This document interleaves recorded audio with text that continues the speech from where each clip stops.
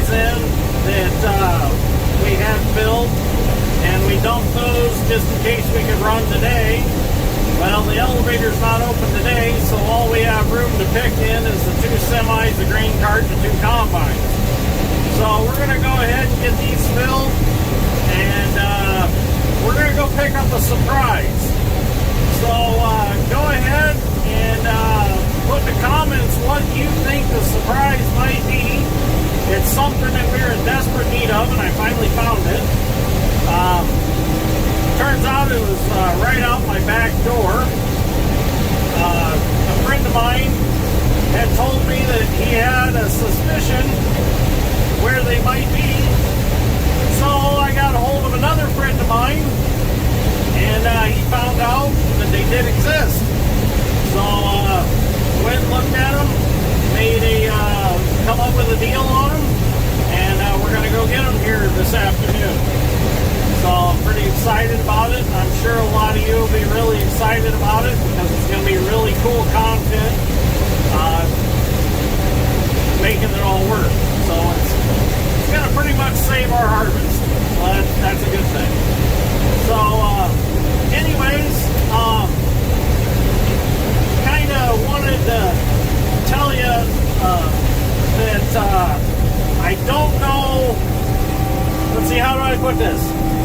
With the fall being the way that it's been, so wet and everything, and putting us so far behind, we're probably not going to see a lot of video content that I had planned on.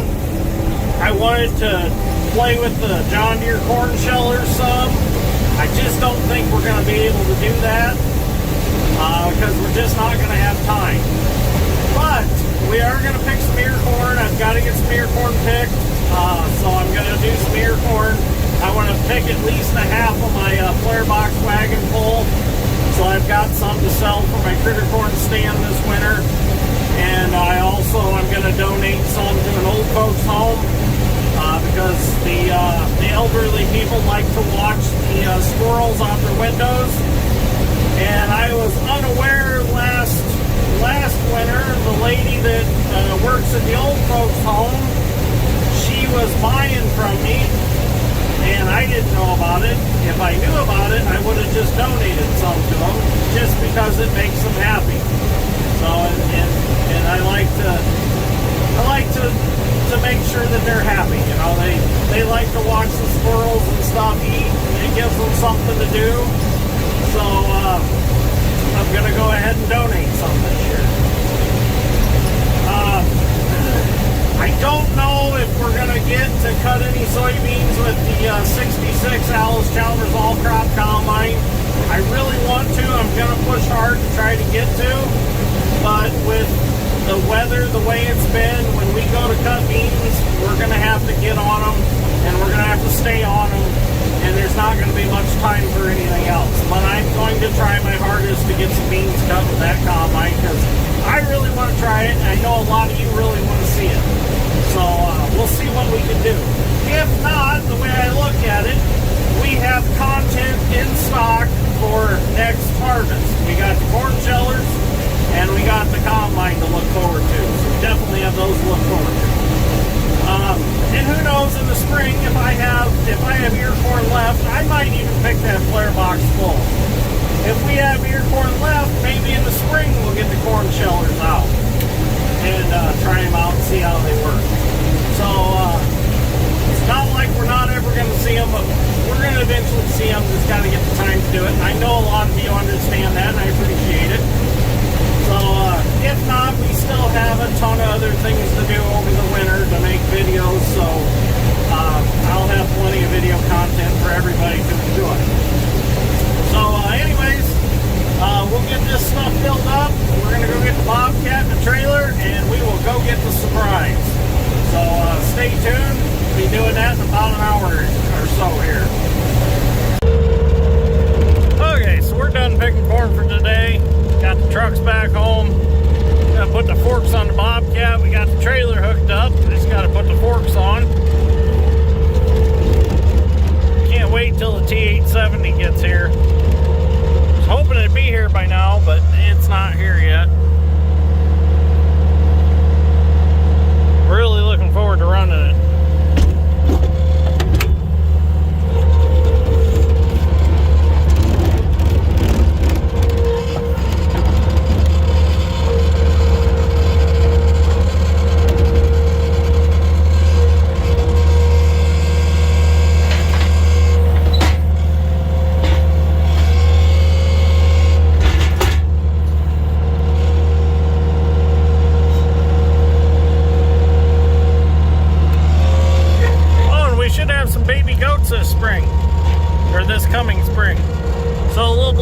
Cash done his job and got the 2 females pregnant, we're pretty sure. So Mom and I are pretty excited about that. And I have some baby goats. So we'll get loaded up and get on our way. Okay, so while Dad turns the truck around, I'll show you what we're here for. This is what we're here for. A set of combine tracks that supposedly came off of an L2 Gleaner. So, and these were right out the back door. Weren't too far from us. So, my buddy Kevin and Ricky had them. So, yeah, it's good to have friends that have cool shit sitting around. So, they got these, I don't remember how many years ago he said, but he bought them because he thought they were cool, and they never really used them. So, they're in great shape. I mean, look at them. They're perfect. So, Dad's getting turned around now. I'll get the camera set up, and we'll get them put on the trailer. We gotta get the brackets from behind them. There's actually 2 sets of tracks here. So I'm gonna get this set first, and I'll probably come back later and get the other set, as I kind of got an idea for those also. So let's get them loaded up.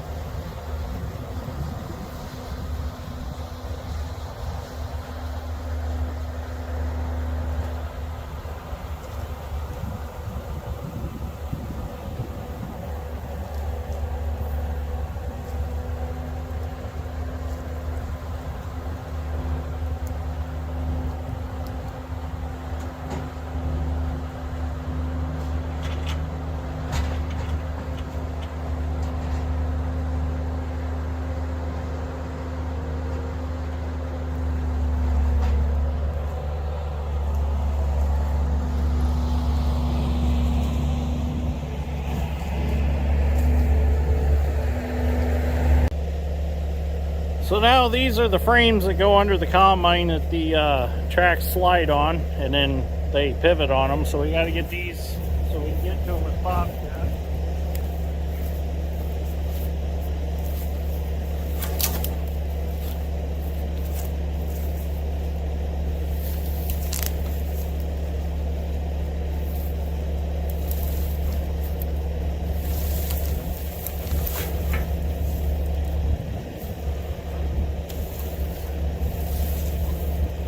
This is the frame that goes underneath between them to support them, or to keep them twisted.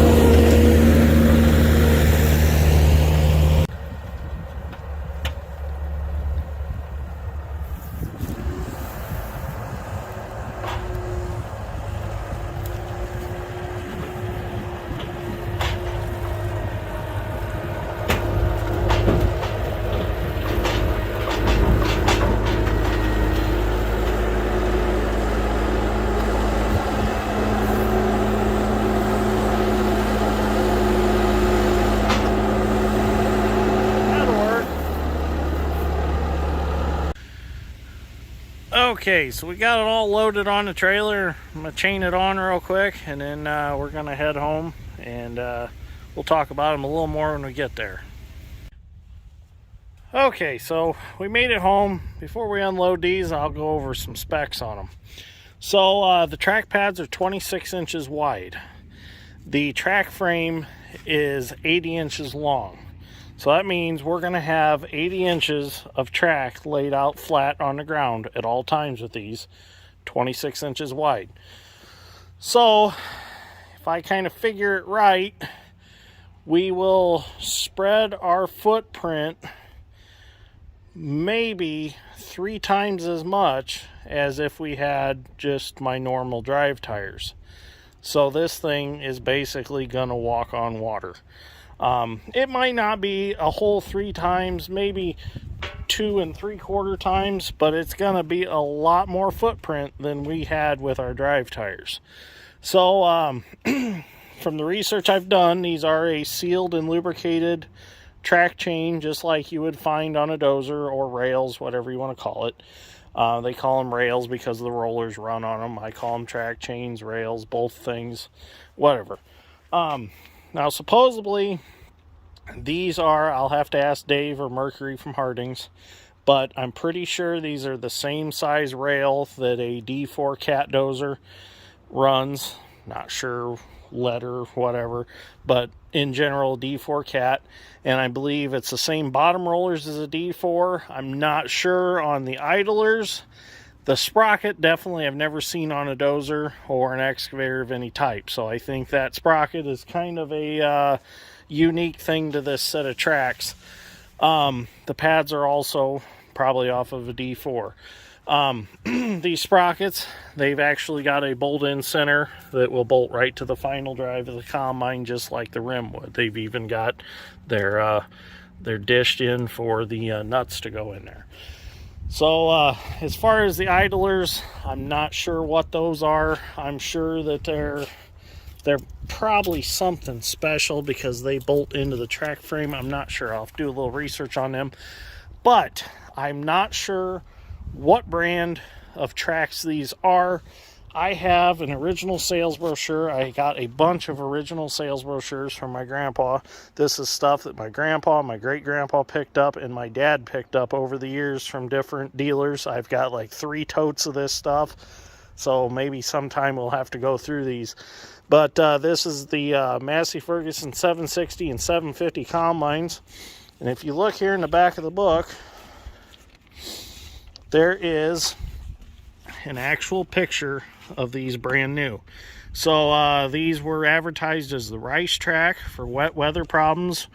They are the huge 26-inch wide tracks for the 760, 24-inch wide for the 750. They're on 6 rollers to keep you floating in bottomless mud. That's exactly what we want. So I don't know if these were built by Massey Ferguson because they look exactly like the ones in the picture. So if anybody has any information on them, I'd greatly appreciate if you would put in the comments what exactly they are. The other set that is sitting there, they are 30-inch wide pads, but the track frame is only like 60-some inches long. So I think this was the better of the 2 sets. I think this one will float better. These are a hair lighter because the track pads aren't nearly as thick as the ones on the other set, so they are a little bit lighter weight, which that is plenty of track pad for a combine to ride on. I mean, it's not like we're driving over stumps and rocks and stuff like that. So these should work just fine. The other set, if you figure up the length and the width of pads, you're still probably the same. You're probably less footprint on the ground than with this set. So I think in all reality, this was the best set to go with. And like I said before, supposedly this set came off of an L2. And if you look, there's Alice Chalmers orange over the red paint. So I'm pretty sure that was Massey colors. But somebody painted them to match their Gleaner combine. So as far as the brackets go, I've got a pretty good idea how I'm going to do it. I'm going to get all this in the shop. I'm going to get these put together with this cross piece, get them tightened up. I'm going to hold them up under the combine. And I think what I'm going to do is I'm going to get some flat bar like this, take my magnet base drill, mark out all the holes, drill all the holes, and then I'm going to bolt them to here, get it square with the combine, and weld this right to the bottom of the axle, or weld the top plate to the bottom of the axle. When you want the tracks off, you just take these bolts out, take the bolts out on the sides, and they'll drop off the combine. And of course, we're gonna gusset these up to the axle and stuff. We're not just gonna rely on 2 welds here, 2 welds here to hold them. So they'll be on there good. They're not going anywhere. So here's everything. We should have everything. These basically, you take this keeper off the end, take this bolt out. These are greasable, so you can grease this pin right here. And then those round bar, just slide into these round pipe on the on the track frames, get them slid on there. You put your keeper bolt back in with your keeper, and you're good to go. Of course, you got to put your sprocket on. You take your rim off, put your sprocket on, put your nuts and stuff back on. So really, it don't take too long to take them on and off. I mean, a half a day, two guys that know what they're doing should have them changed. I mean, not even a half a day, probably 2 hours. You could probably have these switched out. So my plan is I'm thinking, since I don't have a big set of drive tires for this new combine anyways, I might just leave these on it all the time. So no more than I've got in the combine. I could just leave it set up as the machine for the doomsday stuff all the time. So another fun thing, if you want to do, put in the comments maybe a name for this combine after we get all this set up. I think it needs a cool name. So somebody come up with a good name for it, and we'll see what sticks. Because I like to name all my equipment. You know, like the old Kenworth over there is used and abused. So thought that was kind of a cool name for it. But how you tighten these tracks up is just loosen these 4 bolts. There's 4 bolts on the inside, and then you use this track tensioner right here, kind of like an old crane. Just take the jam nut off and move your idler according to if you want to tighten them or loosen them or whatever you want to do. Now the other tracks, they were greasable like the excavators are, like we went over in videos before. You just put a grease gun on them and tighten them up. But I thought, well, as long as they've set, are the seals good in them, you know, so is it something I'm going to fix right away? Where with these being mechanical, just free them up. We'll get some old Rusty sprayed on them, and we'll get them broke loose, and they should be fine. So anyways, I'm going to get these unloaded off the trailer. We got plenty of video content. We're going to go ahead and get this video edited up. We're going to get it uploading onto the YouTube so everyone can watch it later. So I got to come up with a title yet, something catchy for it.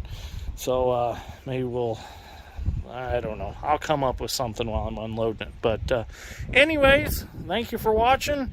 I'll be looking forward to the episode of putting these on. It'll probably happen this week sometime. We got to go get the combine out of the building yet. Still haven't went and got it yet because just a lot of stuff's been going on this weekend with the log jams and everything that we've done. So we will get that combine here soon. It's ready to go. Just have to get in it, back it out, and drive it home. So anyways, thank you for watching. I greatly appreciate it, and I will see you all in the next one. And a shout out to all the new subscribers. Thank you for subscribing. We've been growing daily steady, so thank you all that have supported the channel from the start. And I wanted to welcome all the new people that have come to the channel. I greatly appreciate you stopping by and giving me a subscribe and liking the content. And like I've said before, if I haven't got to your comment, if I haven't replied, it doesn't mean I haven't read it. I read almost all the comments. I just sometimes don't have time to reply to all of them. So don't think that I'm ignoring it, because I'm not. I read every comment. So anyways, thank you for watching, and I will see you all in the next one. Good afternoon, everybody, and welcome back to the channel. So I hope everybody had a wonderful Thanksgiving. I know we had a great Thanksgiving. Everything went wonderful. Food was wonderful. Enjoyed a lot of time with the family. So now we're back to work. We've got L23, or number 3 here in the shop, and I know everybody's been waiting on this episode. We are finally going to get putting the tracks on it. So you're probably wondering, why is it so far up in the front corner of the shop? Well, the reason for that is the access to each side of it with the Bobcat. By bringing it up here in the corner, I can utilize the overhead door to be able to take the drive tire off, bring the track frame in, and then bring the track in. And by having it over to this side, that gave me access to that side to be able to come in with the Bobcat, make a 90-degree turn, and drive right up to the side of the combine. So I did try to park it at an angle in here and kind of work corner to corner in the shop. I didn't quite like that. The only other option I thought was maybe backing it in the other direction and trying to poke the rear end of the combine between the posts into the new addition. But what do steel tracks do to a concrete floor? They scratch it up pretty bad if you turn on it. But if you drive in and out, straight in and out, you're not going to hurt the floor at all. We bring the dozer in here all the time just on the concrete, no rubber pads, no nothing, and it doesn't hurt the floor because we drive straight in, we back straight out. So this should be the same theory. Figured once I got the tracks on, we can just back it straight out. It's not going to hurt the floor. Now, if we were trying to twist around and get it turned back straight to go out the back door, it might have been a different story. But being as light as a Gleaner is on tracks, I don't think it would really hurt the floor as much as a dozer would. So anyways, what we're going to do now is we're going to get the combine jacked up. We're going to get the wheels off of it. And I got one of the track frames that go on that side laying outside the door. I'm going to start on this side. This side seems to be the less complicated side. So we're going to start on that side, figure out what we need to do. My whole theory that I had on putting these on, I might have to throw that theory away and substitute a new one. So we'll just see what it is once we get the tires off and get a track frame held up so we can visualize what's going on. So let's get the tires off, or at least this side tire off for now. Okay, so we've got our air operated ball jack here, and we're going to go ahead and we're going to jack it up.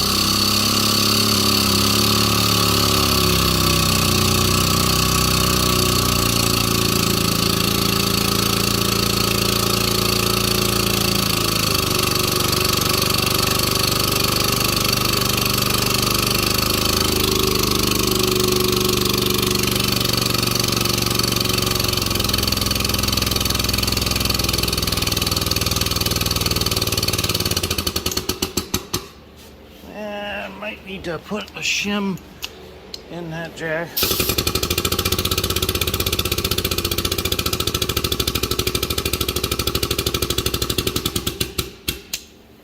Oh, perfect. It's just enough. We don't want them too high because we kind of want them to let them scoot off on the floor a little bit when we take them off. So perfect height right there. So let me get the impact, get the nuts off, and we'll get the wheel off. So it's kind of interesting. These are a lot bigger lug nuts than the other L2. These are like 1.5 inch socket, so I got to use an adapter with just a 1.5 inch chrome socket, Chinese socket. I know somebody's going to say, oh, don't do that, that's bad. Chrome socket on the impact, well, it's going to have to work for today.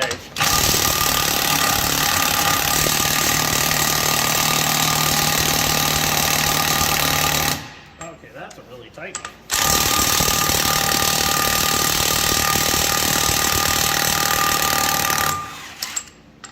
That one came off. But they're also like an acorn nut, so these are definitely different than the other combine. The other combine are only 1.25 inch socket. Same size studs though.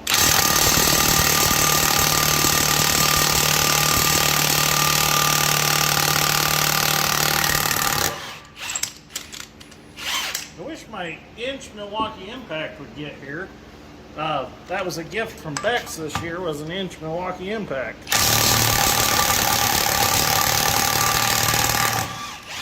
These 1/2 inch ones do real good, but an inch one would be awesome.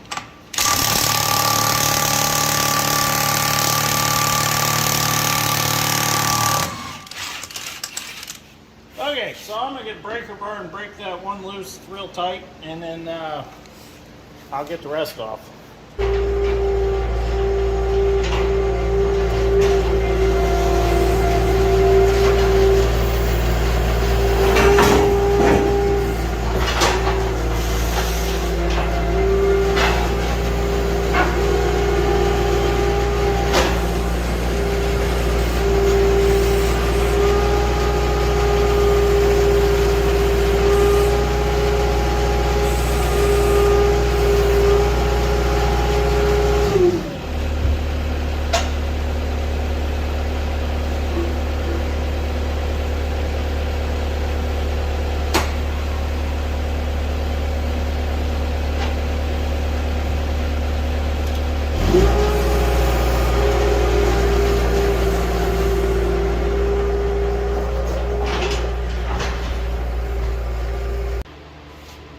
Okay, so tires out of the way. I drug that track frame over here. So somehow now I got to get this track frame which is really heavy. I got to get that mounted under the axle and mounted somewhere through here somehow. There are no instructions for this. Oh, and while I'm in here, I got to fix this. That's just not right. I got to fix that.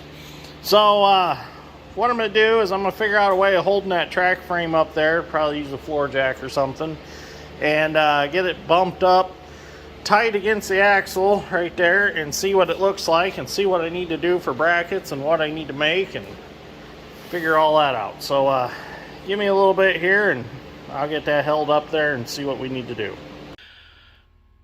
Okay, so this is what I've come up with so far. I've got the track frame up under here, and I've realized that the peg or axle or whatever you want to call it that sticks out of the track frame that actually holds the tracks with their track frame onto the combine is going to be set back.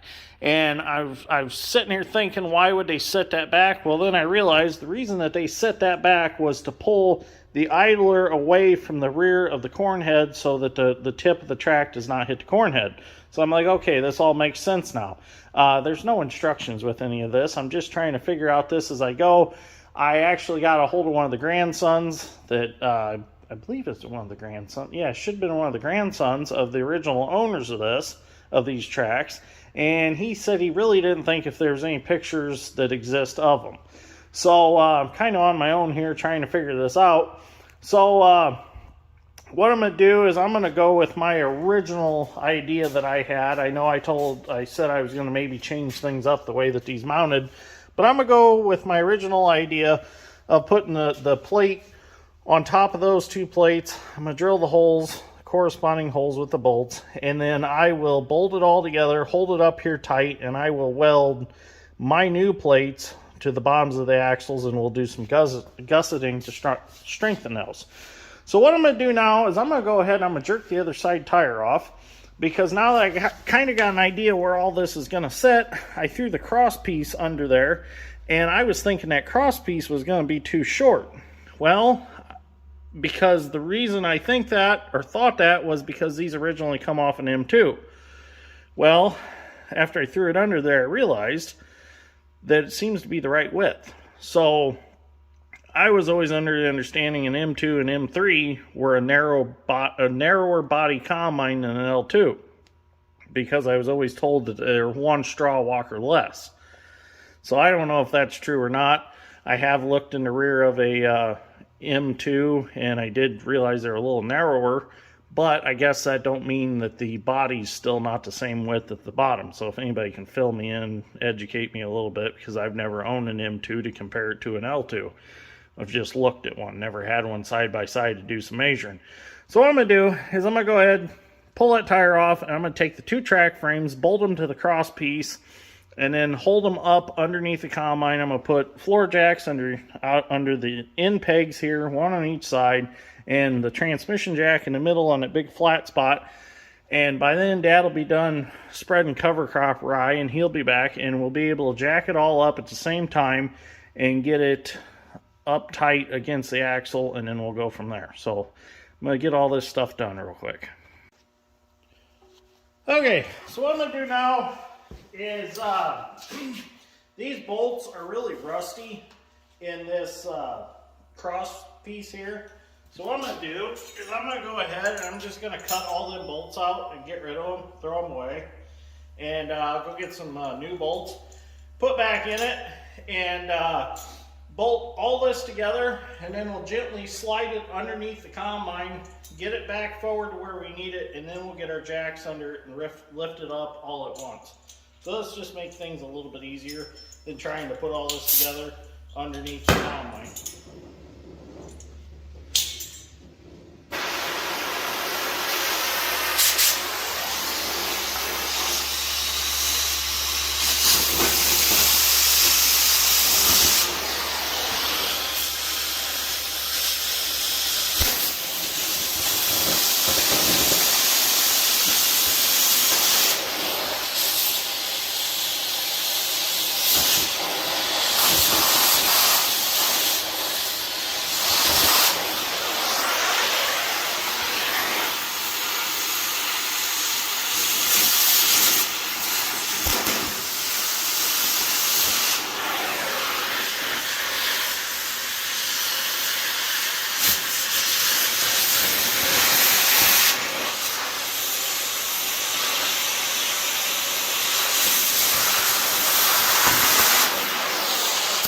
them bolts were in such bad shape from being in the dirt that they were just all rusted up, and even if I did get them threaded off, I'd still have to fight the nasty thread. So it's just better this way. We'll just get some new ones.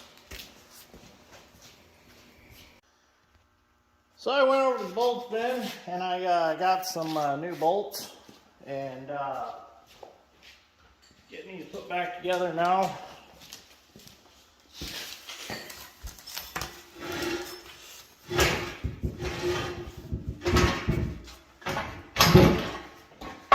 They're a little bit on the heavy side, I will say that.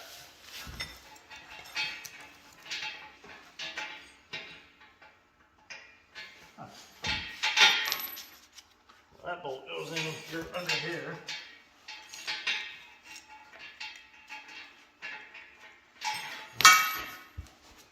Sometimes your arms just don't work the way you want them to. Put the bottom on first. There we go. Get a lock washer and nut started on that one. There. Now,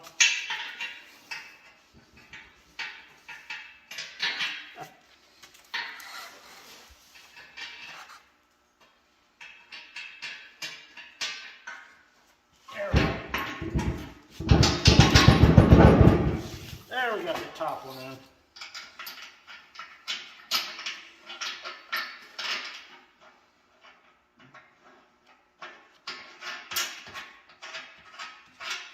Now, come back here to the back one.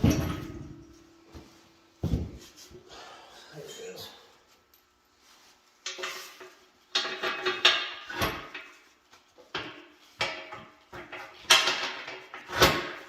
There we go. Well, where'd my new lock washer and my bolt? Where'd that go? Thought I had one on here. They were right there, sitting on top of the track frame, right in front of me. If it was a snake, they would have bit me. So this one bolt was already in here because it can't come out because of this bolt. So I'm just going to reuse it, which it's not real bad. The impact will hammer the nut on. With little old rusties, it'll thread on there.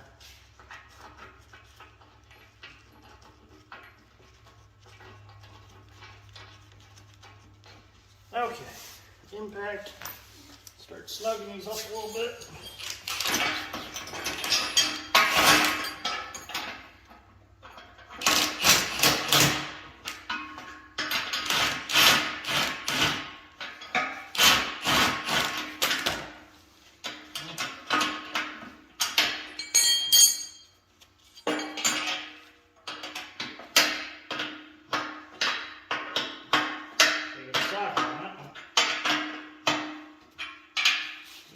Snug these up on this corner, that'll help. Oh yeah. Drive that up a little bit.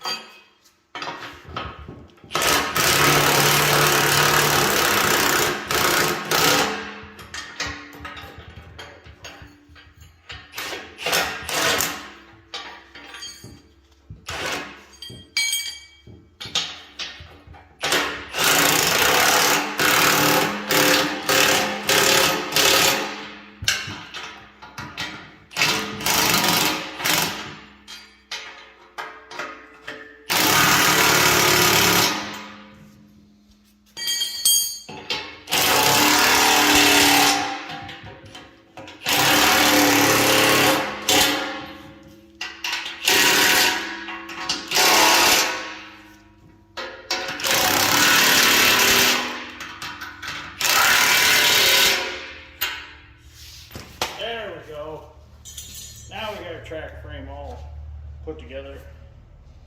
Should work out pretty good. You slid back under there and see what happens. Okay, so we've got all our bolts taken out where we don't need bolts right now at the moment. And I cut a piece of the 1x4 plate that we're going to use to drill holes in. And this is actually going to get welded to the frame of the combine, or to the axle tube of the combine. So this is the first piece, 16 inches long, 4 inches wide, and 1 inch thick. So we're going to go back to the Evolution saw, and I'll show you how I cut these, and or cut this one, and then I will cut the other two, and then we will start marking out our holes, and we'll get the DeWalt magnet base drill, and we'll get the holes punched in these, and get them bolted back to the track frames, and then we can slide it back up under the combine. Okay, so we're back here at the welding table. And I got the Evolution saw. I got my piece of bar in it. So we'll loosen that clamp up. We'll slide some through. We'll see where we're at as far as measurement. Let me go a little further.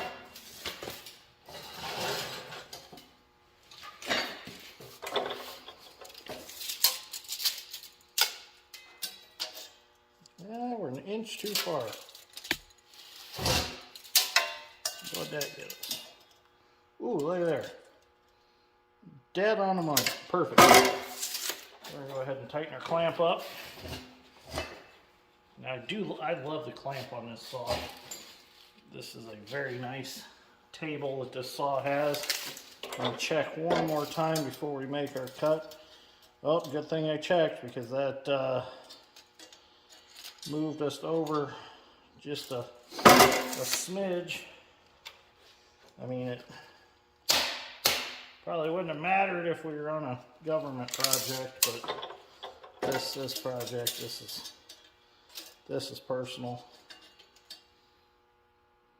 Good right there.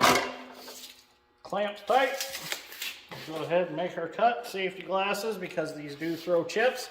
Nice thing is, though, the cuts on these are cold to the touch. You can touch them and not get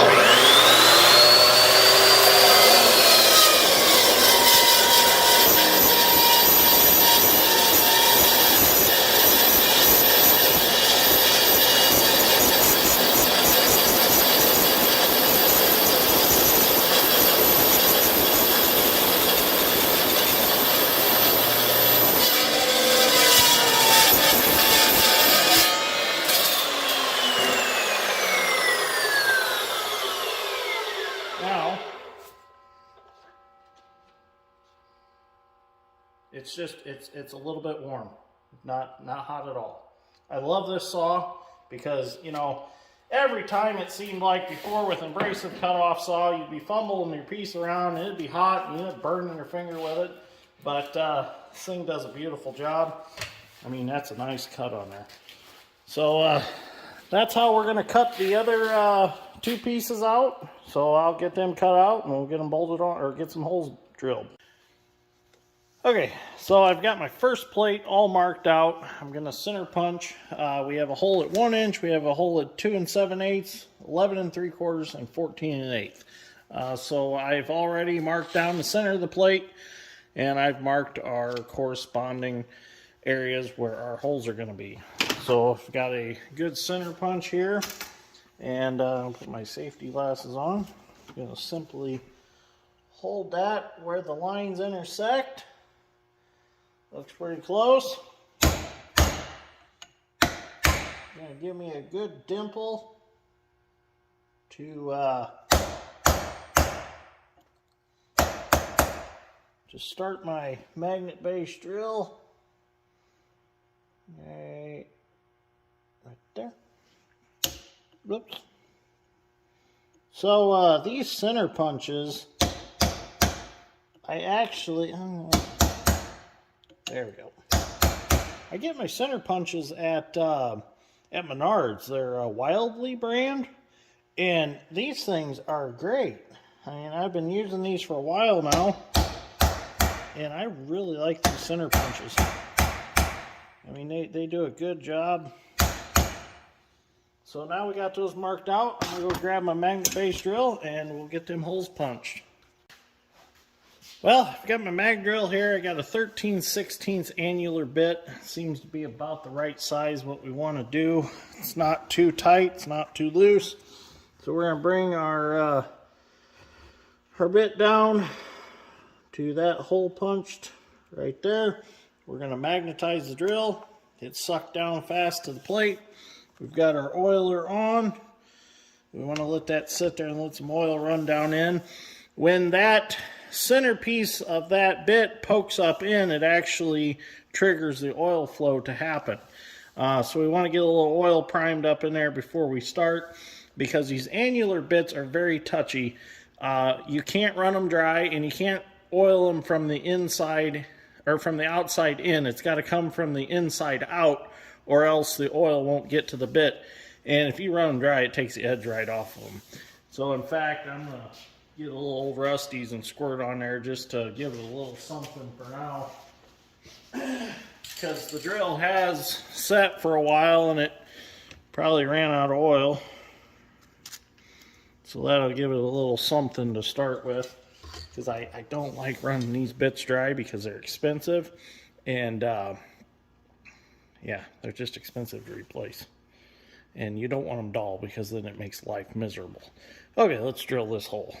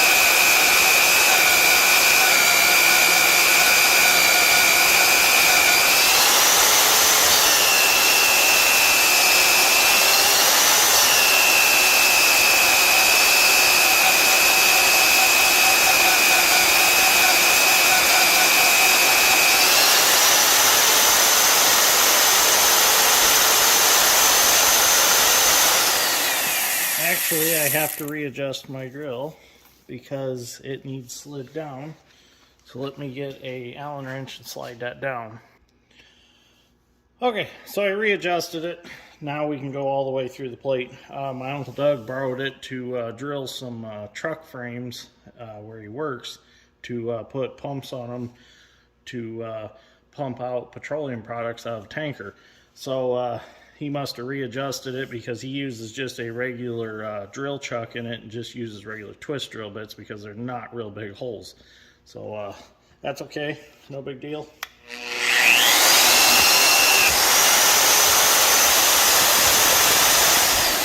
So we were right there anyways. It was almost all the way through. So okay, I'm gonna finish drilling these holes. I got 3 more plates to do, so I'm gonna be here for a little bit. I think that bit's getting a little bit dull. I'm gonna have to order a new 13/16. But that one has been used a lot. Okay, here we go. Moment of truth. Got this back bolt poked up through there.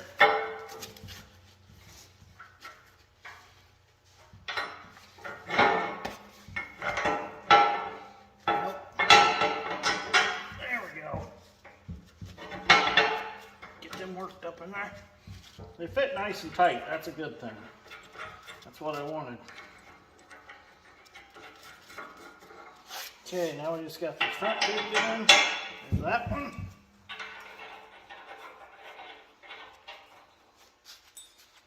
Okay, last one. Ah, look at there. That'll be great. Okay, so now we're on to something. That's turned out real nice. Everything's the way it needs to be. Okay, now all I gotta do is pull that off 3 more times and I'll have it. So once we get all those done, get them bolted up, we'll get them hammered on tight with the impact. We'll take the Bobcat, we'll slide the track frame under, and then we'll lift it up under the combine and see what we have to do from there. Okay, so all 4 plates are done. I got all the holes drilled. I got lucky, didn't really have any trouble with them. So I'm happy that that went as smoothly as it did. Unfortunately, it is late. It is time to quit for the day. Drilling them holes took a little longer than I thought, but at least that part's done. So what I'm going to do is I'm going to call it a night, and tomorrow I'm going to come back out and we're going to get this slid under there. We'll get it held up. We'll get it squared up with the combine, and we're going to tack weld them on really good.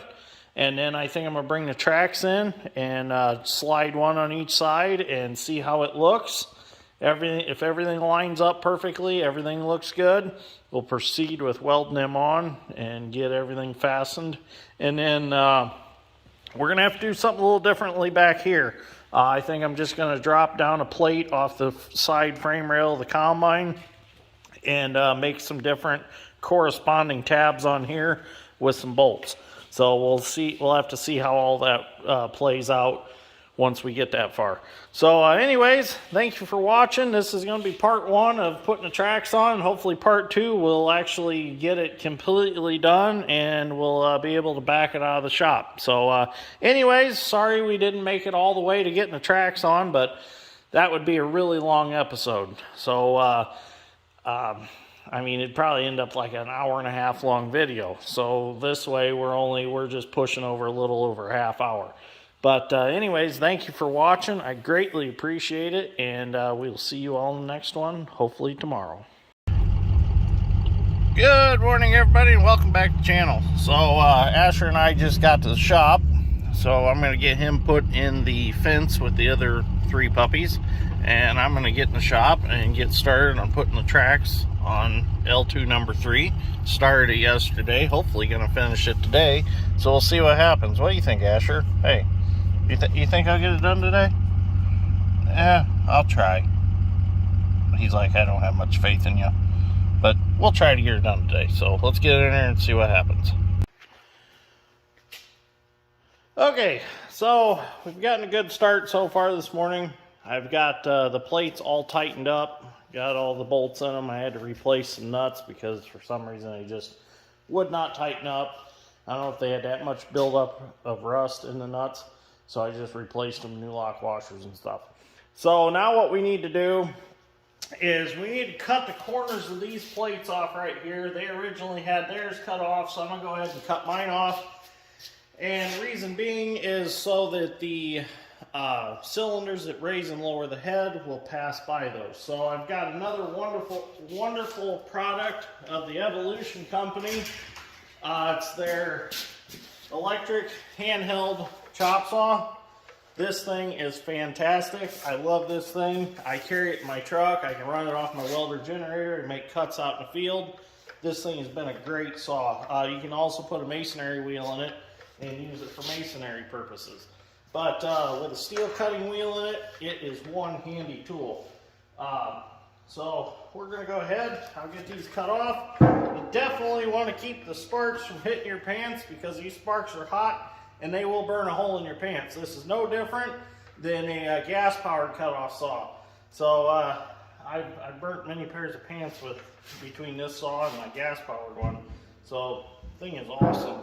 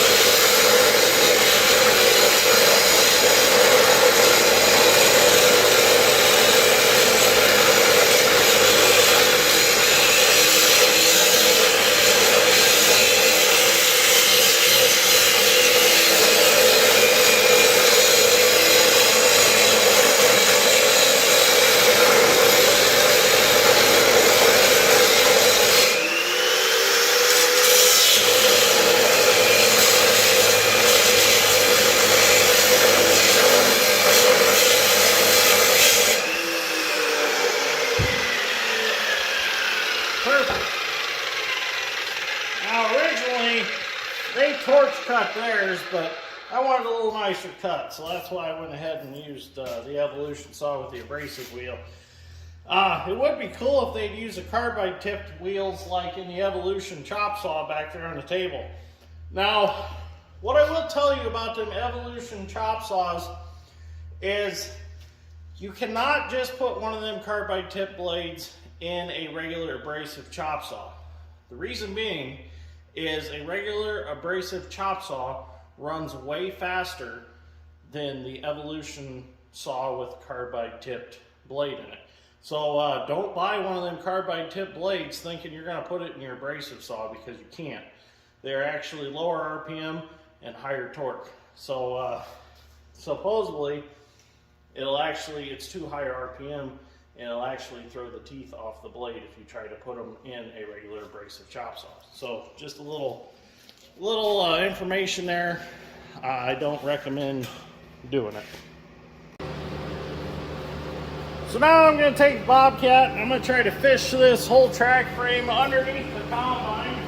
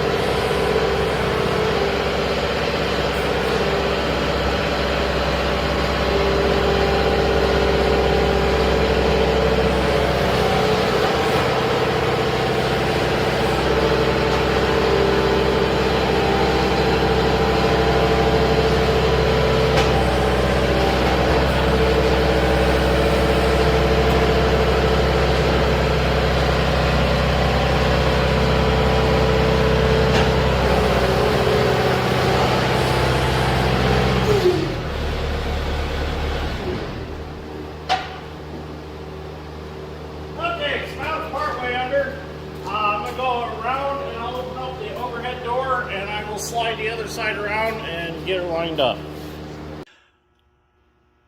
Well, I got a little bit behind in video, but here's where we're at now. I got jacks underneath supporting the track frame. I've started to raise it up. I had a little bit of a problem with the track frame bowing, and with it bowing, it was keeping the plates from passing up through here beside the brackets for the lift cylinders for the head. So what I done to get rid of that bow that it had was I put the Porter Power in there between the two track frames and forced it apart at the top to basically roll the track frames out, spread them, and make them wide enough to go up beside the brackets for the head lift cylinders. So what I need to do now is I need to take a hammer, a big hammer, and adjust things side to side, front to back, and get everything lined up the way it needs to be, and see how close we are. And if we can get it perfectly, then we can start welding. So what I'm going to do now is I'll grab a hammer and I'll do all that adjusting. I'll get the jacks. I went home and got my jack from my shop. I'm going to use it to support this other side track frame. Like I've got the bottle jack, the air jack under here. I have a short one jack because our one snap-on one here in the shop does not work. It used to work, but now it don't. So I've got the two Napa jacks on both ends, and I need one more jack. So let me get that and we'll see what we can do with it. Oh, if you're wondering, the high lift jack, it's really not doing anything. I just had to pick up the thrasher housing just a little bit so I could drive this pin in out of the way. I had to just take the pressure off of it. I do have the prop in just so that doesn't fall for safety. And I just need just a little bit of slack in that pin, and the high lift jack was plenty to do that, so I can actually take that out. I don't really need that anymore. Well, it's been quite the battle, but it's under there finally. It is measured up, centered, every which way I can think of to measure it, to get it square with the combine, and it is jacked up under there tight. As you can see, the gaps are tight. Took quite a bit of beating around with a hammer, that hammer right there, to get everything square and plumb where I wanted it, but I think it is perfect under there now. So Dad should be on his way back. I'm going to have him do some measuring and make sure I didn't miss anything, because I want to get this right, because if it's not right, it's going to wear on the sides of the track chains, and it's got to be, the track chains have got to be square with the sprocket, or else it's going to rub and prematurely wear stuff. I mean, it don't have to be like within thousandths, but it needs to be very close. I mean, it just makes me feel better if it was just absolutely perfect. So that side's looking real good. This side's looking real good. So I think we've got it. It's actually, the combine is actually setting on the track frames with all the jacks holding it up. I still got the jack stands under there, of course, but I've got it tight under everything. So everything looks good for the axle part. All I've got left to do is figure out how I'm going to mount back here.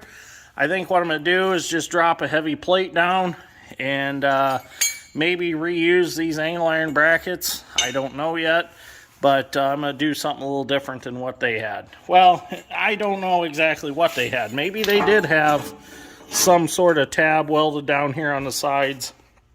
Like I said, I wish I could see pictures of how they had this set up, but there's no pictures that exist.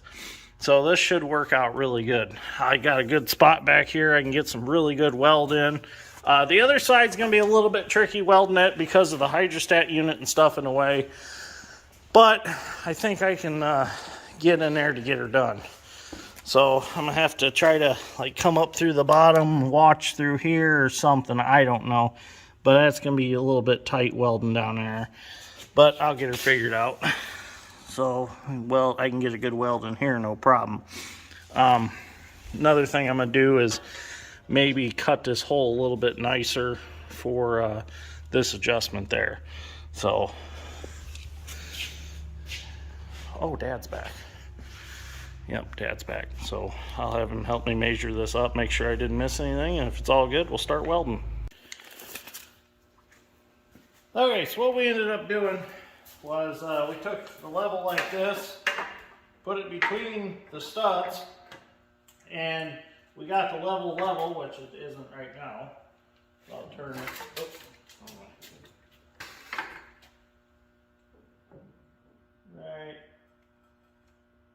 Right there. Which that is level with these studs, and then measured from here, and we got 2 1/8. So it does match on both sides. So that tells me that the axle is like this under the combine. It is aligned. So that is good enough right there. The other side's a little under 2 1/8, but it ain't enough to matter. So we're good. All the other alignment is good. So I think I'm going to pull the welder out and we're going to stick it to it. Okay, so let's get welding now. I'm going to weld the plates on, and then I'm going to get the jacks out of the way, because once we get these plates welded to the axle, we don't need the jacks anymore. So they can be out of the way so we're not tripping over them, and then I'll come back and I'll weld all the gussets in. So let's get these plates on.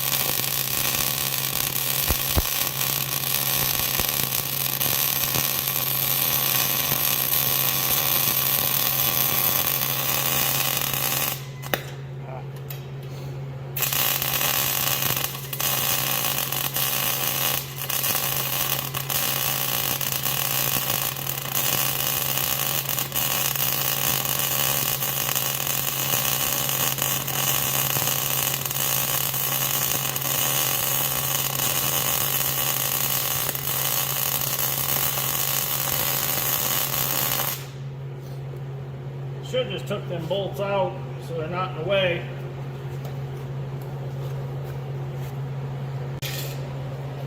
Go ahead and weld this other side up.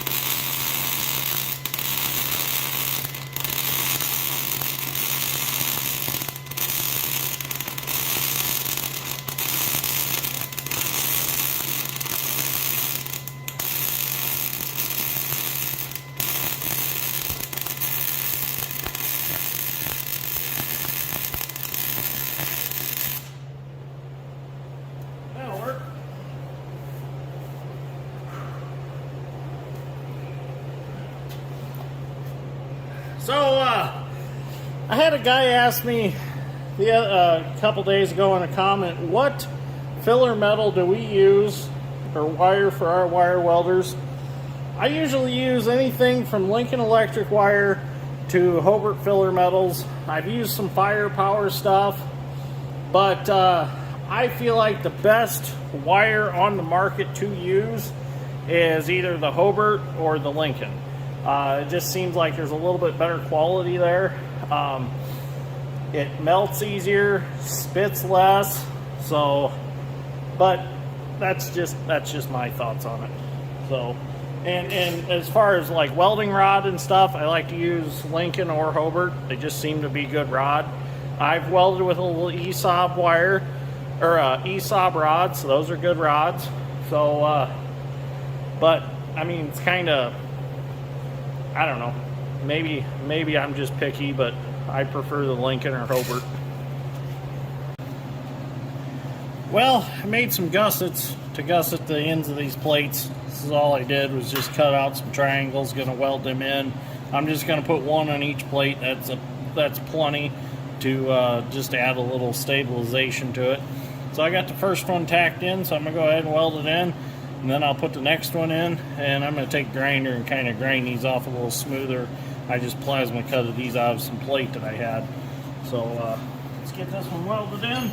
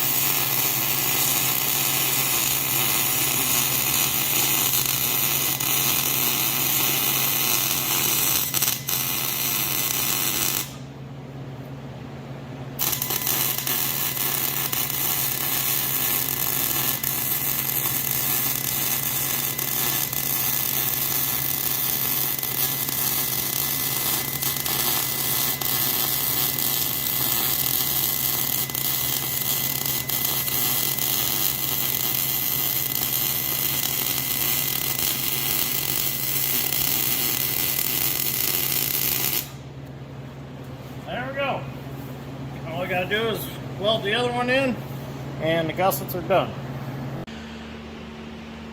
Okay, so I got the gussets welded in. All the welding is done as far as the plates and stuff to the axle. That is all done. Everything's fastened. It all turned out real nice. I was able to get in there and get some good welds. This side's all finished up. This side's all done. Now Dad's working on, we're going to put the supports in the back. So we're coming up with our own design for those. Because didn't quite like the design that they originally were. So we're going to make our own deal back there. And we'll get them welded in, and I'll be able to put the tracks on then. Okay, so the track frame is on the combine completely now. The back brackets are done. I got them welded up. It is completely mounted. There is no welding left to do.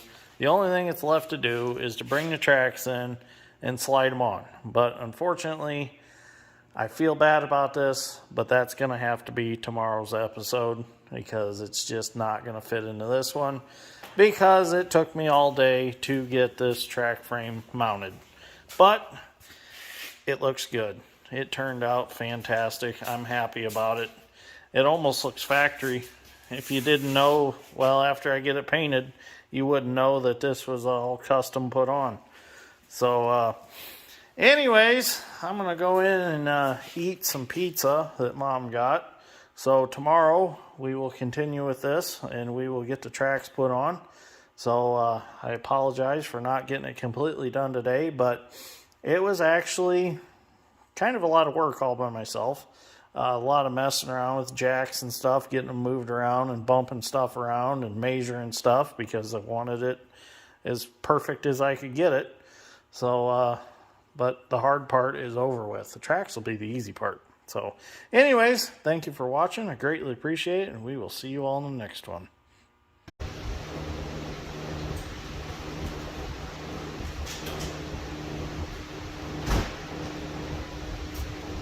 Oh, hey, y'all been waiting since last night to see these tracks get put on?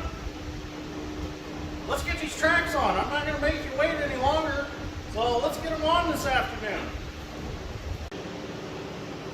Okay, so the first thing we need to do before we bring the tracks in is we need to get these cleaned up. They have been off of a combine for God only knows how long. They're pretty rusty. So I got a wire wheel. I walked in with it this morning. Go ahead and wire wheel them really good. We'll get these keepers off that actually hold the tracks on. And we'll make sure that the grease fittings take grease because they are greasable. There's a grease fitting here. And then there's a groove in the back side of that round bar that allows the grease to pass through. So we'll get that done. We'll get some shop space cleaned up here. We'll put the welder away. We don't need that anymore. And we'll get everything out of the way. And then we'll bring the track frames in. Well, the actual track frames. Those are track frames also, but the actual frame that the track's on with all the idlers and rollers. So we'll get them brought in, and we'll see if we can't get them on today. I think we'll have no problem getting them on.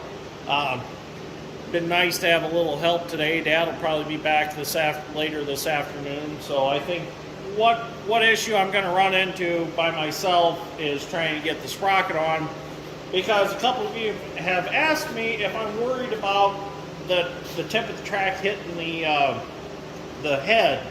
Well, if you notice that if you look at this, that round bar that the tracks actually pivot on is not directly under the axle of the combine. So that means that it's going to pull the whole track frame back here, so it'll put the front idler, the tracks, set back. So it's not going to be a perfect pyramid of track. It's going to be the front idler, track's going to come up over, and it's going to be a longer distance back to here to this idler. So it's going to look a little different than what the tracks look like sitting out back right now. So I'm going to grab Wilson a can of food, and we'll get started. First thing we need to do is get this pulled out right here.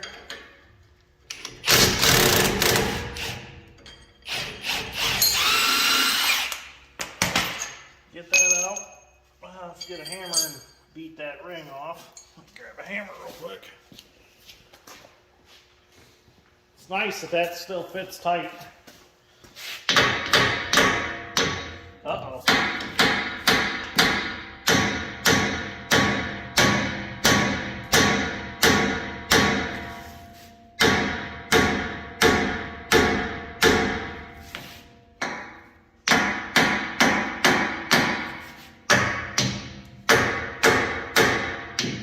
Well, might have to heat that ring to get it off. Well, we're gonna have to heat that ring up. It must be a little seized on there, so we'll give it a little heat to expand it and get it off that axle, or whatever you want to call that.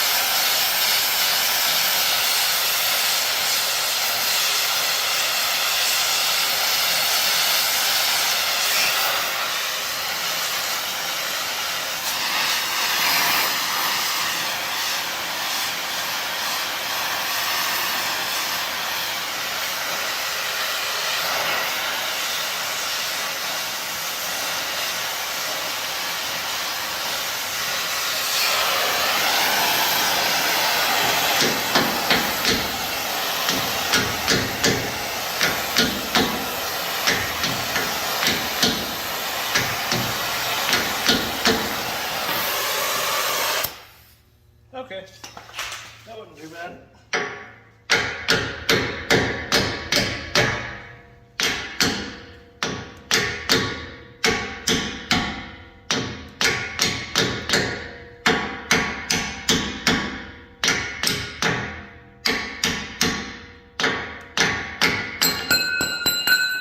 There we go, now it's off. Now we'll wire wheel that really good.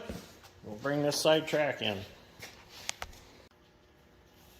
So I'm actually going to start with the big grinder with the wire wheel, see how it works. I bought a smaller wire wheel for the smaller grinders, but I think the big one I'll have enough space to get all the way around there. So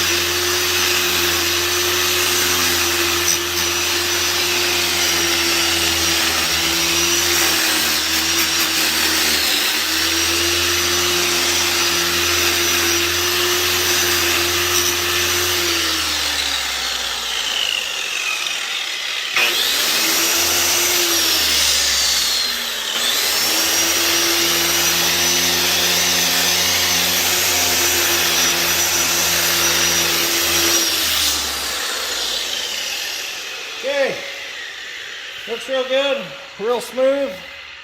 We'll go ahead and go get a track frame and bring it in here. So before I bring the tracks in, I want to go through my brochure archive here and see, there's the Massey one in here, something like this. So I want to look in here and see which direction they have the tracks facing. So they've got the idlers forward. The adjustable idlers are forward. So that's how we're going to mount our tracks. So I need to bring in the proper side. So I need to have the idler facing the front. So I'm going to put these back in here. Some maybe winter video. We'll go through all these. These are a collection from my great-grandpa, my grandpa, and my dad collected some over the years. So my grandpa passed them down to me, and now I have them. So we'll have to go through all these one cold winter day.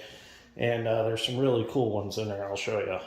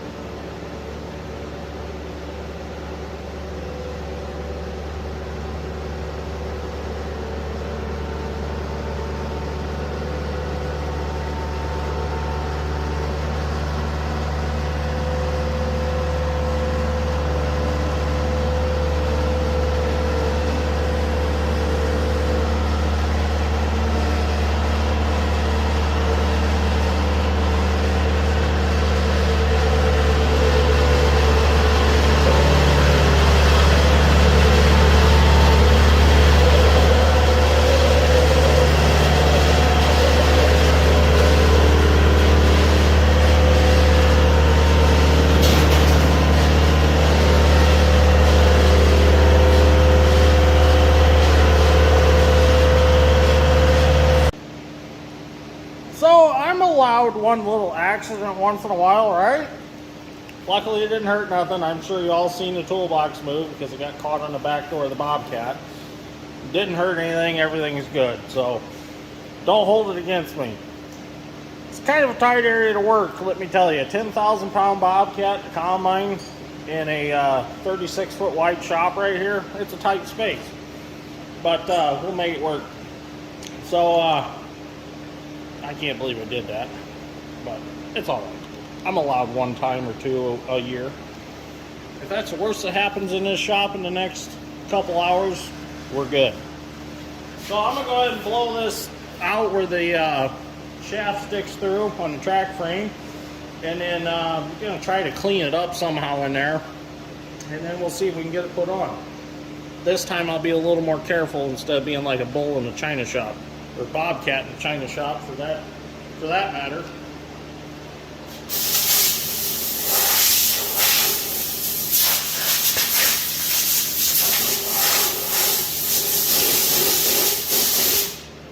Now you gotta figure out how to clean that up inside of there.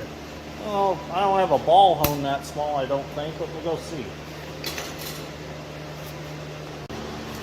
So actually, surprisingly, I did have a ball hone that's gonna work. It's not super tight in there, but it's better than nothing. We're gonna spray that really good with some WD-40, get it good and wet, and then we'll ball hone it. It don't have to be perfect, I just wanted it slicked up a little bit.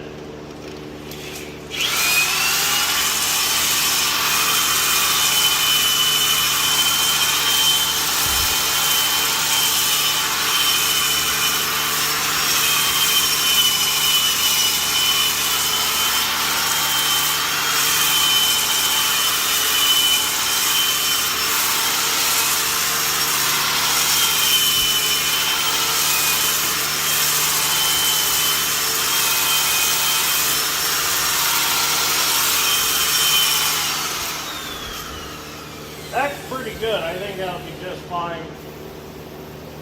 They got rid of whatever dirt was in there stuck and all kinds of the grime. I think we should be all right.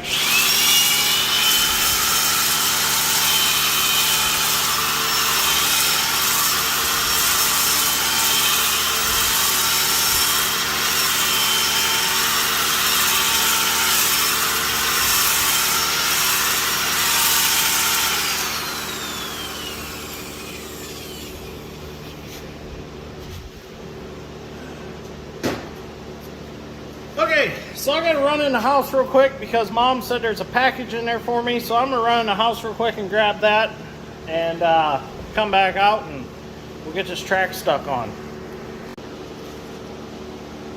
So I ran in the house and I grabbed the package. And I'm walking across the driveway. I read Ryan Knapp.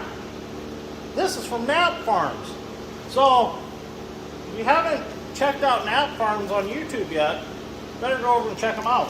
Let's see what they sent me. see what they sent me. Oh, what do we got here? Got a nice little Christmas ornament I see from Nap Farms. That's pretty cool. This is going on my Christmas tree, my Gleaner tree at home. That's really cool. Nap Farms Christmas ornament. That's sweet. Oh, what is this? 10,000K. 10,000 subscribers. Ryan made me my own trophy for hitting 10,000 subscribers on YouTube. That is really cool. It even says Dirt, Grain, and Steel right here. Oh, and on the bottom it says 11/7/21. That's when I hit 10,000 subscribers. Thank you, Ryan. Really like it. This is really cool. This is going to go in my cabinet with all my other special stuff. Yeah, definitely go over and check out Nap Farms on YouTube. Excellent guys. If you haven't been following my channel, Nap Farms and I have a pretty good relationship going on. I get a lot of my Gleaner parts from them. They saved me when I couldn't find an auger and an auger swivel. I went over there and I was able to get one off of one of their parts L2s. So great people, very great people. This is awesome. Thank you, Ryan. I really appreciate this. This made my day. Make sure you can see it there on camera. It's really cool. The date on it and everything. Really cool. Thank you. Appreciate it. So let's get this track put on now. Okay, let's see what we can do. Hopefully I can get turned without crunching the toolbox again and get up where we need to be. I made sure that the grease fitting takes grease. The grease passage is clear. And I put some grease around on the pin. Oh crap. Okay, let's try this again.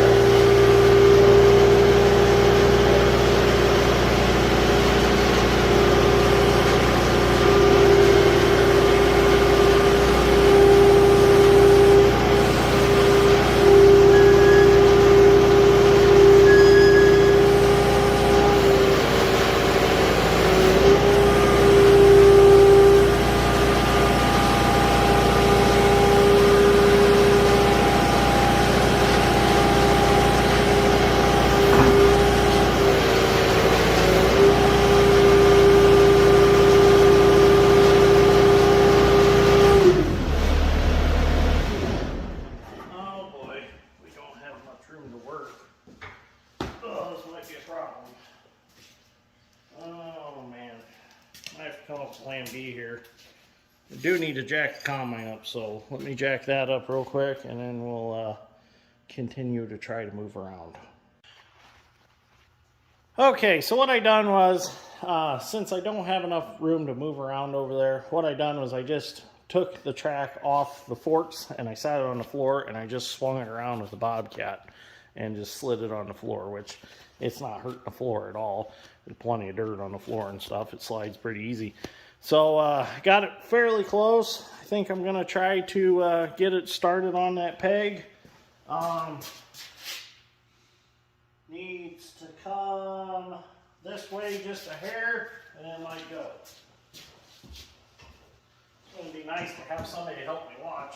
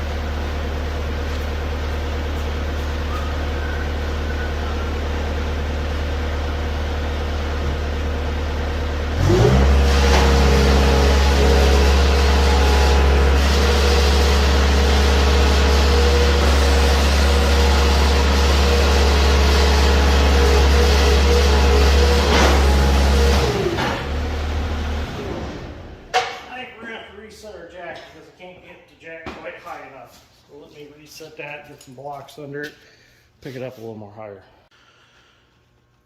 Okay, so I've got the track started on the pin. I had to get the forks in there, pick the sprocket up some, get some wood wedged under it to hold it up.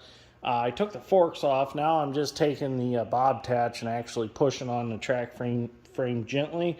So let's see if we can get it slid in farther now.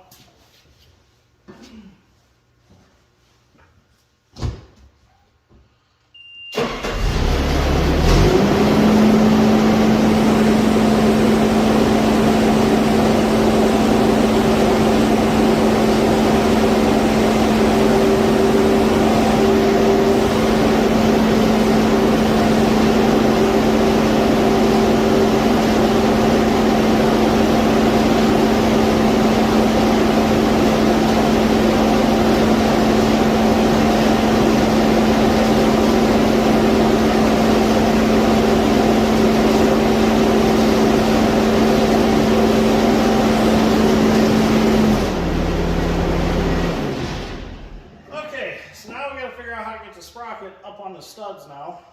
It's starting to bother me a little bit. I sure hope the head will go on. That's starting to bother me. That's a little closer than I thought. I guess we'll just have to figure it out as we go. So if anything, we'll have to make some sort of shaft to get the head shaft out of the way. We'll figure it out. So one step at a time here.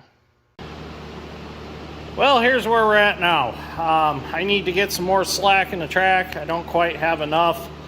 So I'm going to have to get these track tensioners broke loose, get that idler backed up, and then I'll be able to get the sprocket on the studs.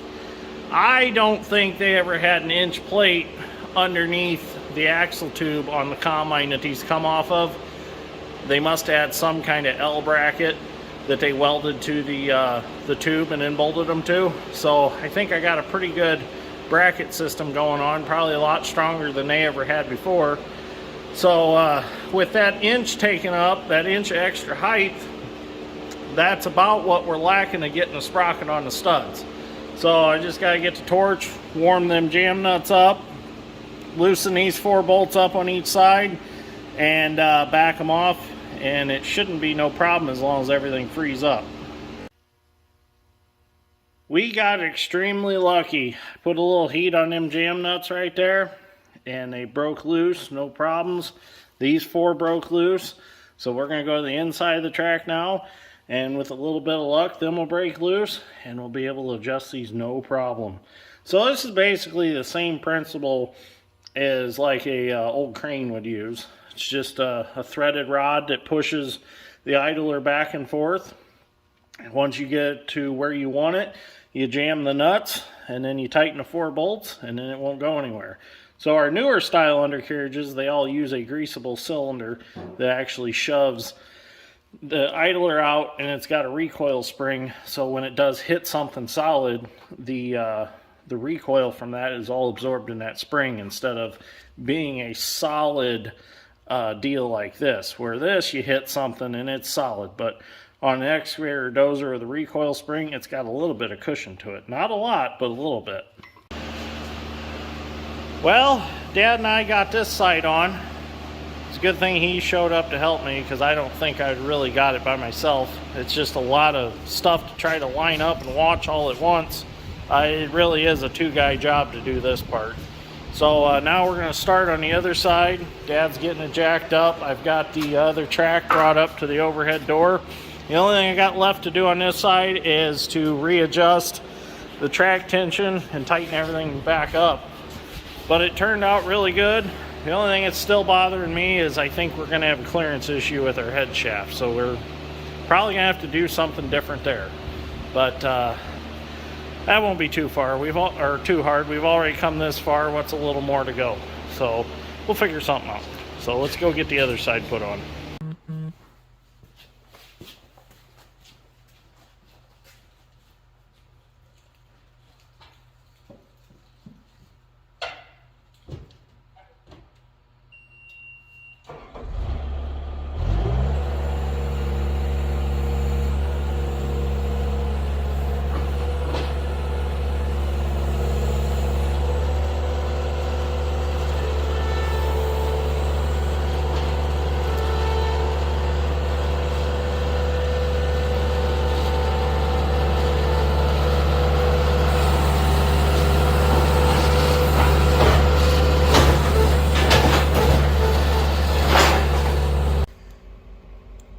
Well, we got our other track in, and what I'm going to do before I even slide it anywhere near the combine, I'm going to go ahead and I'm going to break loose all the tensioner bolts.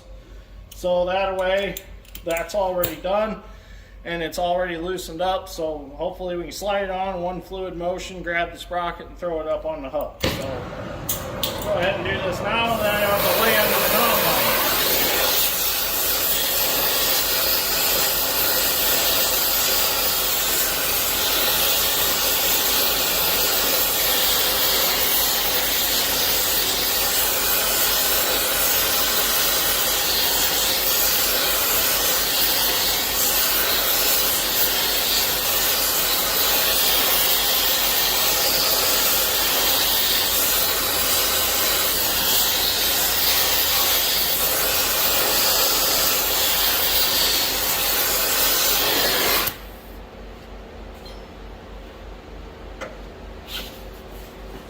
Sweet.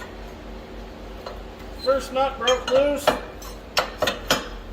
Second nut broke loose. Good. That's what I like to see. Stuff go easy. But I better not speak too soon. The other side might be a bear. Figure just do this now because we know we're going to probably have to do it anyways. Like I said, I have to lay under the combine on a creeper to do the inside. I'll have to do it when I tighten it back up. That's no big deal.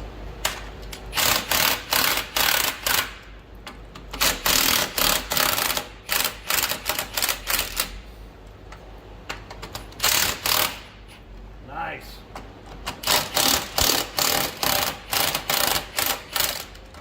Okay. Do the other side of the track and see if we can get that tensioner drove in a little bit. Then we'll proceed with putting it on the combine. Well, let's see what happens.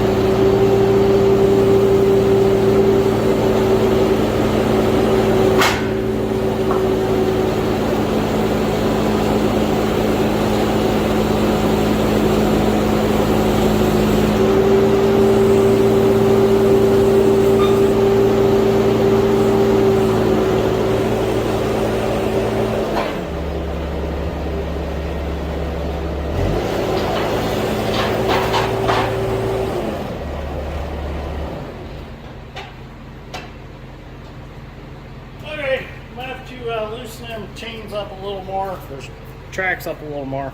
They're a little bit too tight yet. Okay, so now we're to the point where we need to use the porter power pushing against the bobcat while the bobcat holds the sprocket up to push the track frame in the rest of the way, or most of the way.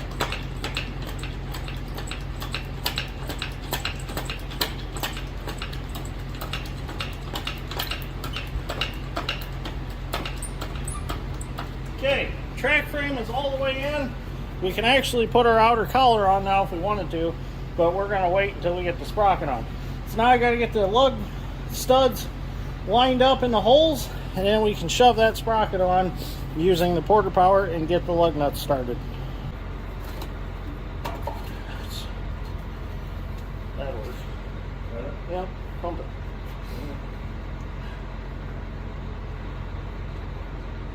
Ready? Yep.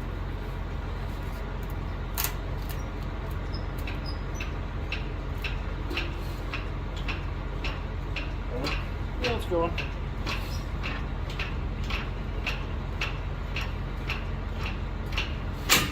Oh, hang on.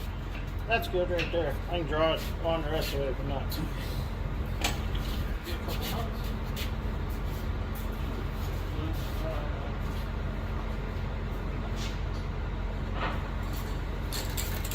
Spray them down with some old rusties.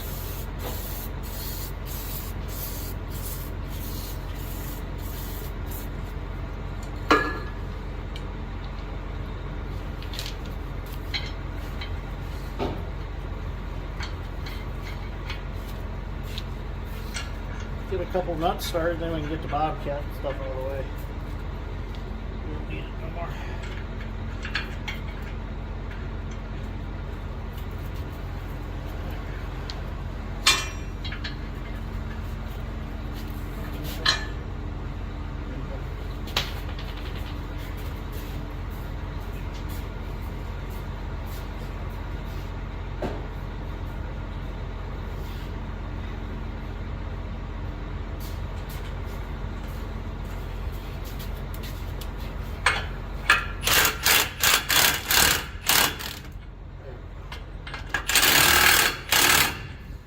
Okay.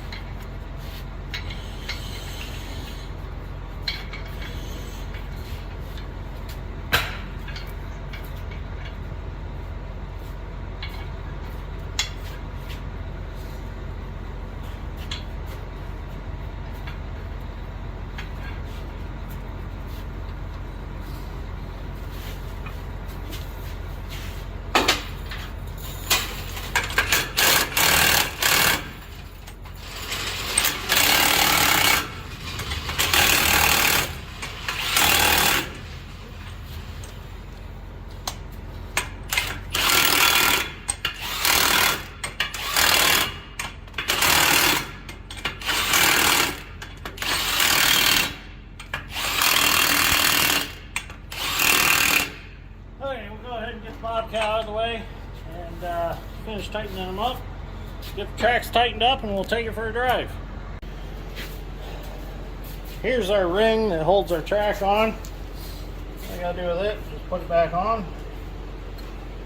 They're actually a pretty machine fit, they're pretty tight.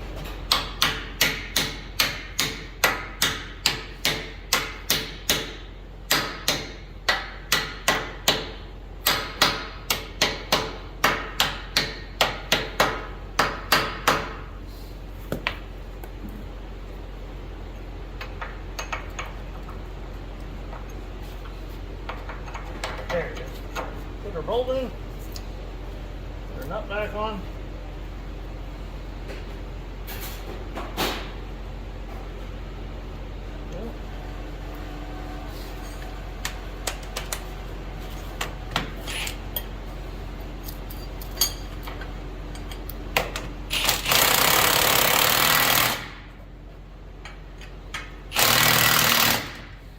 There we go. The tracks are secured on the combo. Well, let's see if he'll back out.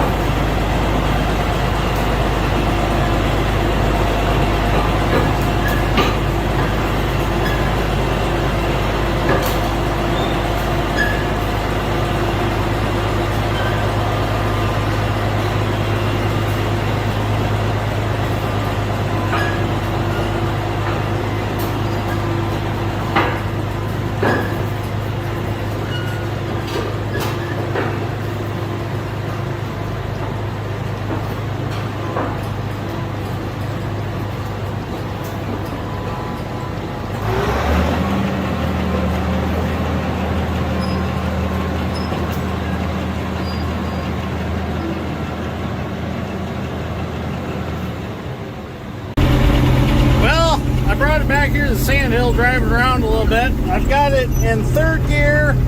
So yeah, in third gear.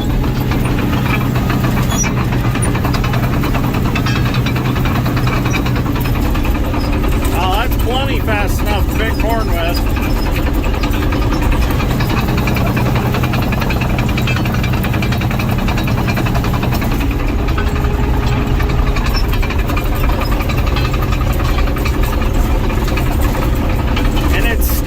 Really nice, even without the mud hog on. It's kind of like just running a regular combine on tires.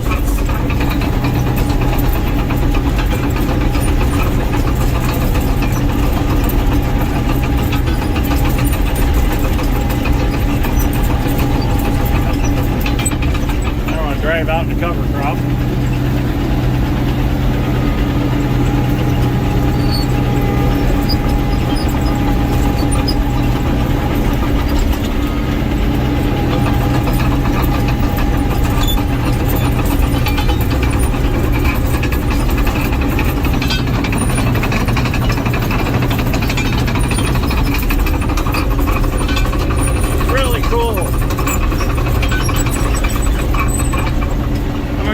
Set my camera up and do a drive-by.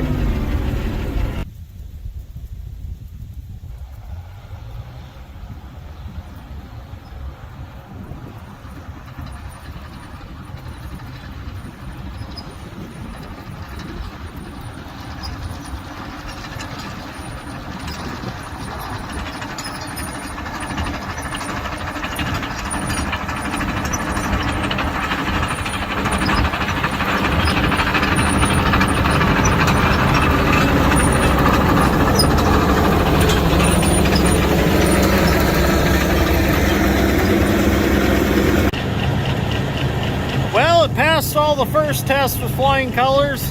Now let's try this. I got a bad feeling this isn't going to work. We're going to have to do something different with these. I don't even know why they made these like this. It's kind of a dumb design on their part. So let's see what happens. Well, this isn't going to work at all like this. We're going to have to come up with something different here. There's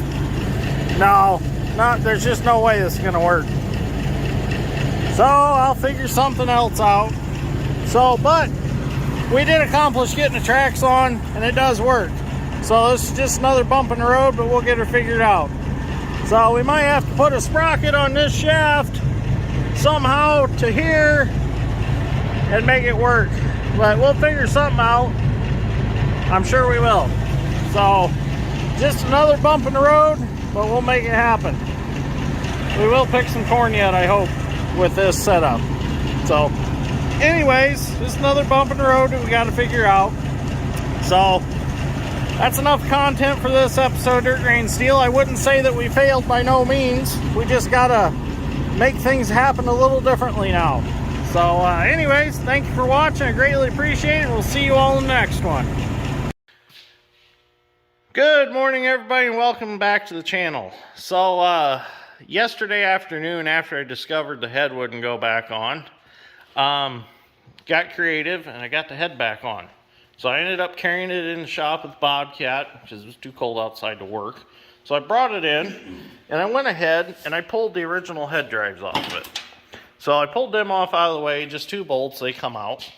So now we're coming up with a plan, which I think we have a really good plan on how to drive it without those head drives and without altering all of this and ruining this head for being used on another combine. So in fact, actually, when I put the tires back on, I'll put it back to the way that it was and use it the way that it should be. But our way is going to work with the tracks, and it should work just fine.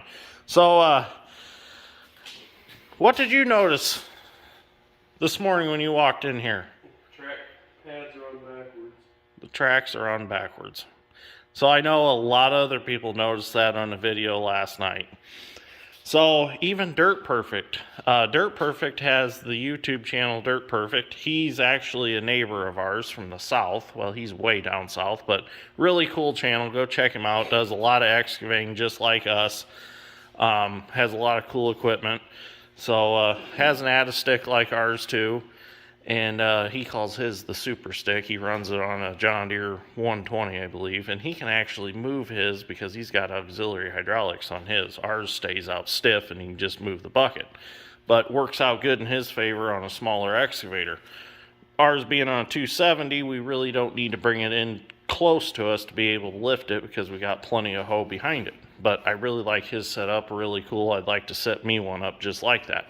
So anyways, so had a pretty in-depth conversation about the tracks with Dirt Perfect, and really what we come up with is it's going to be okay to run them like this for now, no more than what we're going to use them. But when we do take them back off the combine, we are going to switch them around and make them right. I did notice it partway through when I put the first sight on. I looked at it and I'm like, oh man, that's backwards. So I'm like, we'll let the viewers see if they catch that. So I went ahead and I just stuck with it, put this side on, and it's going to be fine, really, we think, after talking about it, because it's not like the combine's pushing dirt through the field. The concern is it's going to prematurely wear the bushings and the sprocket. But I could see if it was like a D8 cat pushing dirt or even a D6, D4, any dozer pushing dirt, they'd probably wear the bushings pretty quick. But I think we're going to be okay in this application because we're just basically driving through the field. We're using the tracks more for support than we are for actual pushing traction, or drawbar pull, as you could also call it. So I have taken it into concern. I appreciate everybody catching it. And I promise they will be switched around eventually, but not right now. We're just going to use it the way it is, and it'll be all right. So, another thing was a few viewers asked me if the center pin here is centered in the track frame. There are 6 rollers under there, and it is dead center of the 6, so it is pretty much in the center. There might be just a slight setback that basically the front idler makes. But other than that, there is no drastic setback. You can't, I suppose you could cut this pin out of here if you wanted to and move it forward or back, but that would be a lot of work. So they're dead center. The only other thing you could do is you could move the track frame back on a combine frame, but obviously these were on a Gleaner and they didn't do that before. So what we've come up with is going to work just fine, and it'll work perfect. So we're going to head down to our buddy Jeff's down in Winnemac and get some parts. We need some sprockets and some stuff. So we're going to go do that, and then we'll be back and we'll get started on it. Oh, and I know this project has taken me a while. I had a couple guys comment that it took me 3 or 4 days to get this done. You've got to remember, this is not all I do every day. While I'm in here working, for example, Dad's been out doing tillage work and putting cover crop down. So I've been keeping him going in and out of the shop. So there's some times that I'm out of here for an hour or so, and that takes me away from this project. So this isn't the only thing I do all day. So that's why it takes me a little time to get some of these projects done, because I got other things going on too. So let's go get some parts. Well, we got back from our trip to Rice Farm Supply down in Winnemac, and as always, Jeff did not disappoint. It's almost like he knew that Brandon was going to be putting a corn head on a Gleaner with tracks. Had every single thing that we needed, so we're good to go. So we're going to get started putting this together. And, oh, hi, sausage. Oh, thank you. It's not food. It's not food? No. Okay. I was going to say, I hope it's not food, because we just ate at Casey's General Store. I had to get some pizza while we were down in Winnemac. Not sponsored. Okay. So anyways, I'm sure maybe some of you guys have figured out what we're doing already, but some of you haven't. So keep watching. We'll show you what we're going to do. We're going to make it happen. It's going to happen, isn't it? Yes, sir. It's going to be great. Well, we're going to get started on our new head drive. So first thing we're going to do is we're going to take this 26 tooth sprocket, it's kind of a tongue twister, and we're going to put it on this hub, like so. It's a machine fit. And we are going to take our marker. Well, actually, I need to tack weld it together real fast. Let me run it back to the welding table and I'll tack weld it together real quick. Well, now since we have our hub and our sprocket welded together, now we're going to go ahead and we're going to mark where we need to cut with the bandsaw. So I got this handy dandy thing. Since this is kind of an odd shape, we're going to use this to get us a straight line. This is actually made for like doing trim work in a house, but it works for this too. So we're going to just kind of, this don't have to be perfect. Kind of give us a reference line to follow when we're cutting. Conveniently, it ended up through that one hole for a set screw, but we're not worried about that because we don't need that set screw anymore. So now we can take this over to the bandsaw. Dad's strength's setting it up right now, and we're going to cut it. So while Dad's strength's preparing the bandsaw, we had to go to the other bandsaw because the one we were going to use, the blade's pretty dull on it. I don't have a replacement one for it on hand, unfortunately, but the other one should work fine. So while he's doing that, we're going to prepare our drive sprocket, which the one we had before was the driven. This is actually the drive that goes on the combine. So this one, we just need to, I took the die grinder and cleaned the paint off so it was prepped for welding. So we just need to tap this on here.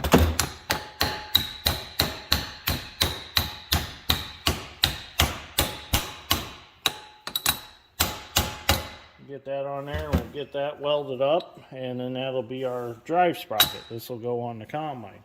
So now nobody pick on me for any of this today, because this is my birthday special YouTube video. So you can't pick on me if you see something you don't like in this video. So, but wait till tomorrow, then you can pick on me on the next video. So let's go get this welded up and go get the other one cut in half. Well, we're going to give this a shot of cutting this, see what happens. I've got gloves on for safety. It's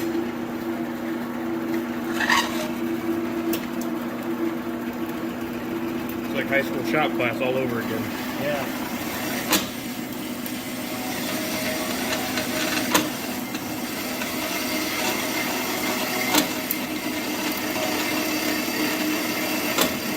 Nicking the blade. Yeah.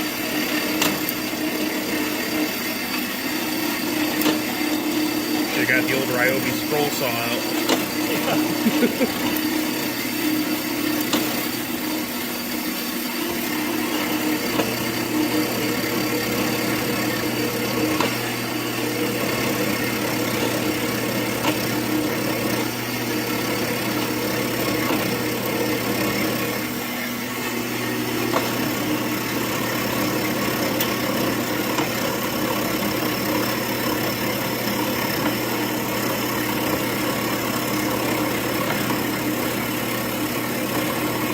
Actually cutting faster than I thought. Wait till it gets to the collar. Yeah, it'll be a while.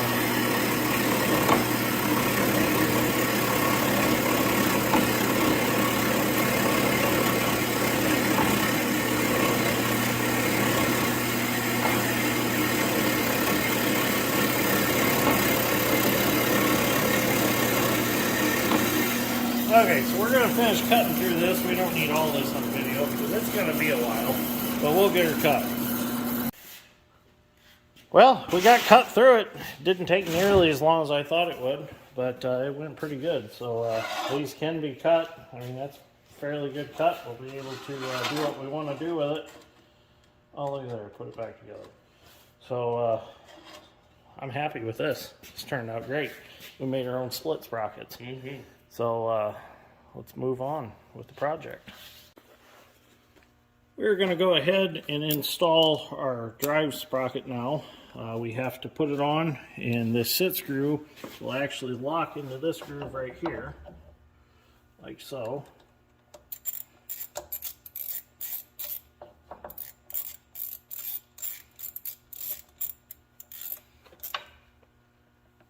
And that'll keep that sprocket from coming off of that shaft. Okay, so now we're going to put our split sprocket on, and then we will get it where it needs to be, and we'll figure out the chain.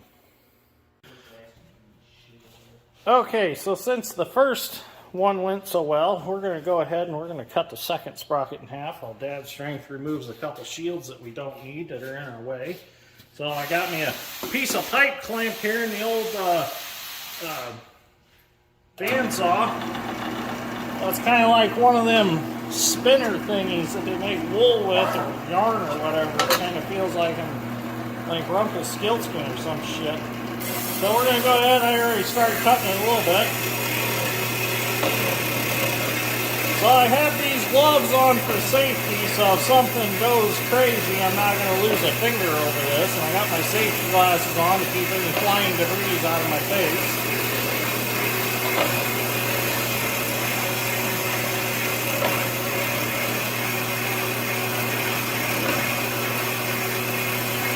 So I've seen a few comments, the guys concerned I'm going to tear the hydrostat or the final drives or transmission out of this combine with these tracks. Well, it all boils down to being smart about what's going on. If we're in that deep and I know that it's pulling way too hard, we will go get our dozer and assist the combine. Or downshifted gear. We are definitely not going to tear it up. Most of the time things get teared up because guys don't pay attention to what's going on. So we have plenty of other equipment to assist it, to get it out before we tear it up. It's definitely not something I want to do is tear it up. That means it's more work for me to fix it. It's kind of like the new Yankee workshop going on here, but with steel.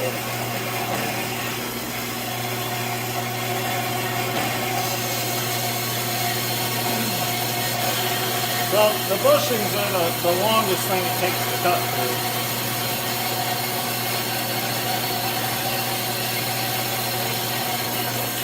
It takes quite a bit of pressure.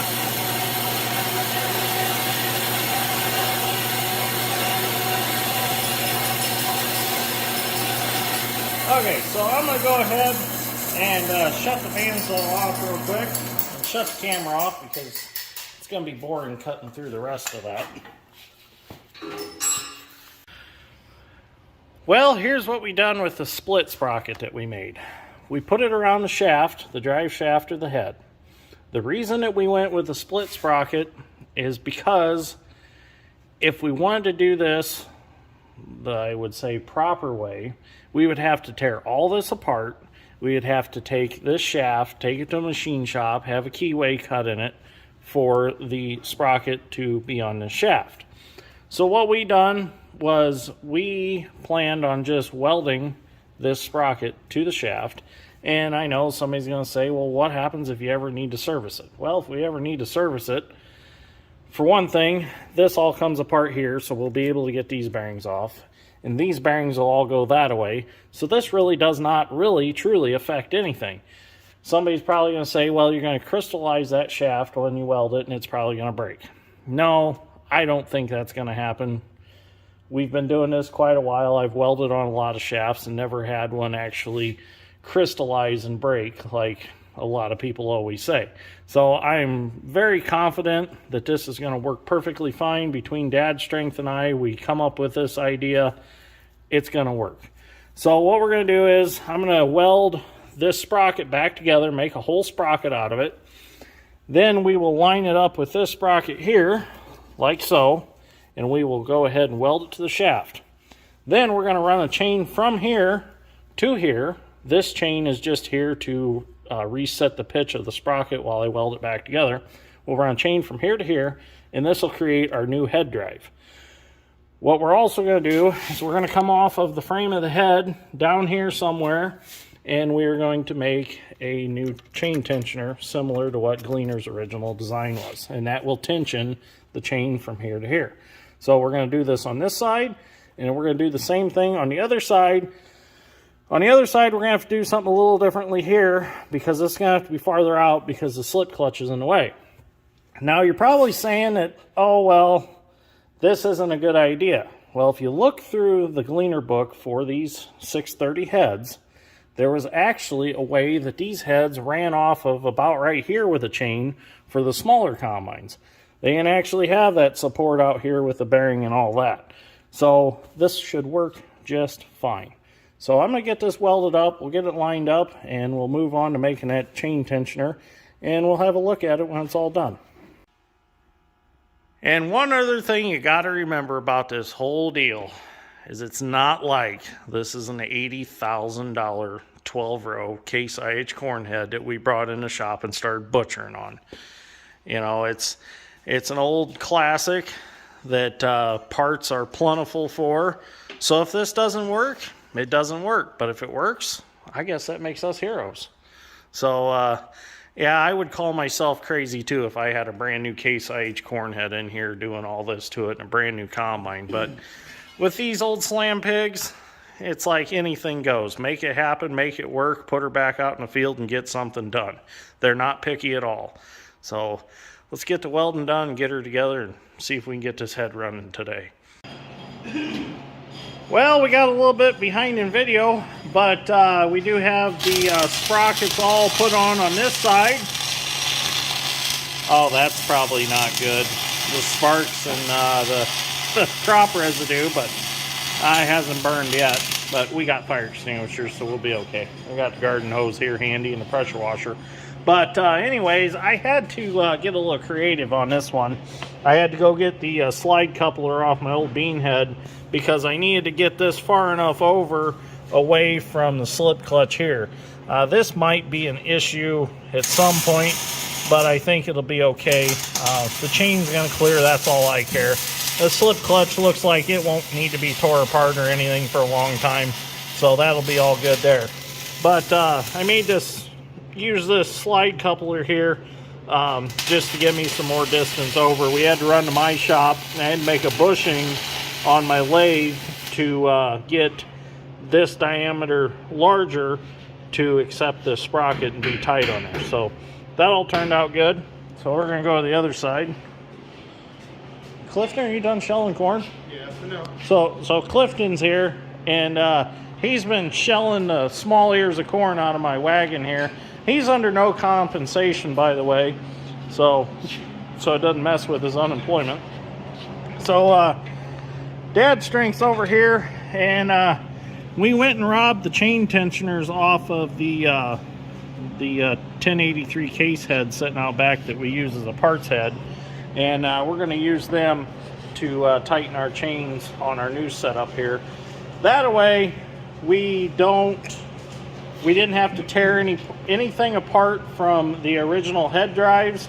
So now when you want to take all this off, you just simply take the chain off here, take this sprocket back off, take the set screw off, slide that out, take it off, and then we'll just bolt the original head drives back on, and it'll be back to a normal looking Gleaner head, and nothing is changed other than the sprocket being welded on the shaft. So this system works out perfectly, and in my mind I think it's all going to be great. Wilson even thinks it's going to be great. So okay, I'm going to go finish a few small things up, and then we'll see if the head runs. Well, the moment of truth is coming. We got everything welded up, everything's tight, chain tensioner's tight, everything looks really good. I'm happy with it. We done a little bracing here over to support the chain tensioner there. So, well, there's, what do you think, Wilson? Is it gonna work? I hope so. So come over here and we'll look at this one, and then we'll get in the combine and we'll see if it runs. Turned out really nice. I like it. Well, here goes nothing.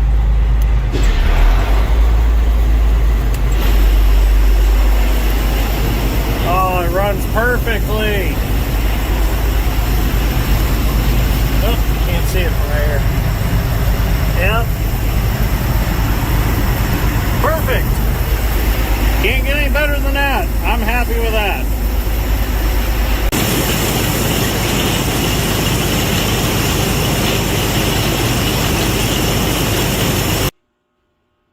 Well, it's a little bit smoky in the shop, but we are officially ready to go pick some corn tomorrow. So hopefully get to take it to the field, and we'll load it on the lowboy tomorrow and see what we need to get it up on the trailer. We'll probably have to put our outriggers out and put our outrigger boards on, and probably block up for the rear wheels to come up on the trailer so they can get up to the outrigger boards. But she's ready to go, so better check the engine oil in it and put some fuel in it. But everything runs, everything moves. Like I said, the tracks, we'll take care of that at a later time. Just don't feel like doing it right now, and I don't think it's really going to benefit to do it right now. It's not like we're going to go pick 1,000 acres of corn with it. And you got to remember also, the way we've got this set up, we're not going to run this for thousands of acres. And actually, I'm very confident that it probably would run for thousands of acres with the design we have here. It works out good. I like it. I kind of wish Gleaner and Alice Chalmers would have designed something like this to begin with. I mean, it looks a little bit cleaner than all that hanging on there. So I really like it. So who knows, if it runs great the way it is, we might just leave it that way even when we go back to the tires. But we can always bolt that all back on and make it look original. So, I mean, other than the brackets and stuff welded on, but them are not going to interfere at all with making it back to the original way it was. They'll just be there. I have full intentions on going back through and painting everything black to make it look good. So anyways, thank you for watching. Greatly appreciate it. And hopefully next video, we'll be out in the field picking some corn. So thank you for watching. We'll see you all in the next one. Good morning, everybody, and welcome back to the channel. So this morning we're getting the peat and hopper bottom taken down to the farm that we're going to pick the wet ground on. Dad's strength already took off with the tractor and grain cart, so I'm going to head down there and Dad's going to bring us back. Then we'll get the combine and tracks loaded and head down there. So another project I need to do is I want to put a little roof on the back of this crane here for the critter corn stand. A little roof to keep the crows from getting into the bags of cracked corn and bird feed and stuff like that. So that's another project we need to work on. So anyways, let me get down there, get back, we'll get the combine loaded up, and we'll go pick some corn. Okay, so we got the grain cart and the semi with the hopper bottom down to the field, and we've come back to the shop. Now we're preparing our 45 ton Talbot lowboy to haul the Gleaner on tracks. So what we're doing is we're swinging out our outriggers to make the deck of the trailer wider. We're going to throw these planks on top, and then that'll give us plenty wide deck to catch the tracks on the combine. So I had the excavator, I had to unload it before we could use the trailer because we had it last week. We took it to clean out a couple beaver dams out of culverts with our handy dandy culvert cleaner over there that we threw together. Worked out real good. Next one we do, we'll get some video on it. But so we're gonna get this trailer widened out, and we'll have to stack some blocks up here to the sides for the rear wheels to drive up on to get up to the planks. So on tracked equipment, when it comes up here, it kind of bridges itself until it gets far enough on that it gets the outrigger boards. So as you can see, that's what it'll look like. So probably need to pull that down a little farther yet. So that's plenty far back. So okay, we'll get these laid out, get some blocks out, and we'll get the combine on the trailer.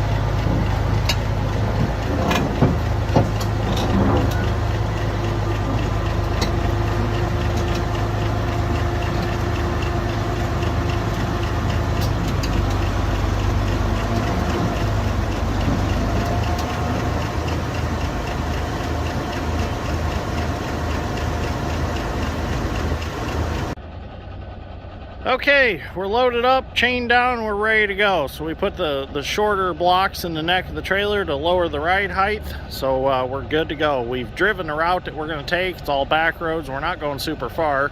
And there's no obstructions in our way. So we're going to take off and head to the field.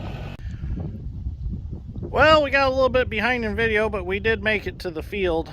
We had to go look at some work on the Yellow River. So we're back from lunch now, and we're gonna get a good start. Clifton's gonna come run the drone so we get some drone video. So I'm gonna get her backed off the trailer. We got her chains all off, and we got her blocks set where we need them. Go ahead and get backed off, and we're gonna head to one of the 3 spots here. I think we're gonna go over there first. That's where I pulled the combine out all by myself with the excavator. That was L2 number 1 that I pulled out over there. So we're gonna go try that spot first. This is fantastic. I drove through every spot that we had gotten stuck so far with no problem.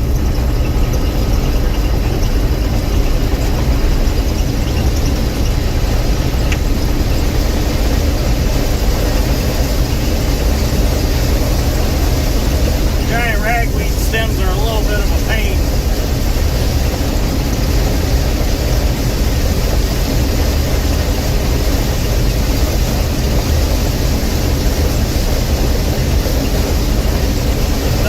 Working awesome. I haven't even turned the mud hog on yet.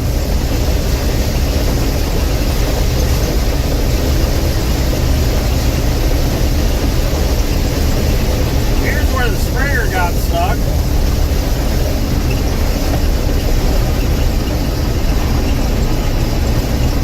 Didn't even spin a track. The rear end fell in a little bit. Get turned around and we'll go through some tracks where we got stuck with the combine. So this is where I went in with Gleaner number 1 and had to back out. We should be able to drive right through it. No problem. Oh yeah.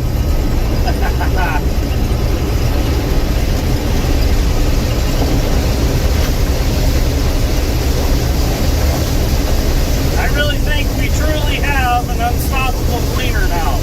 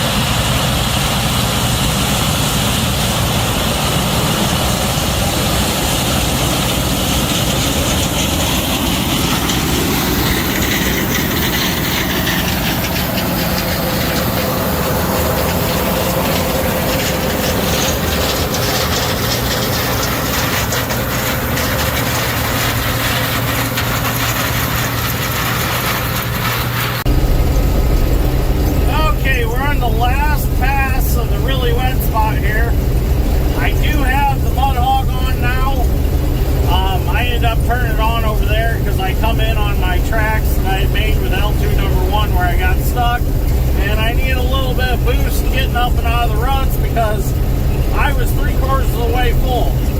So I went and unloaded the hopper and made a pass back this other way, and now we're on our last pass here. I would have never done this with tires, that's for sure. I don't even know I would have done it with straddle duals in the mud hog. It's pretty soft through here.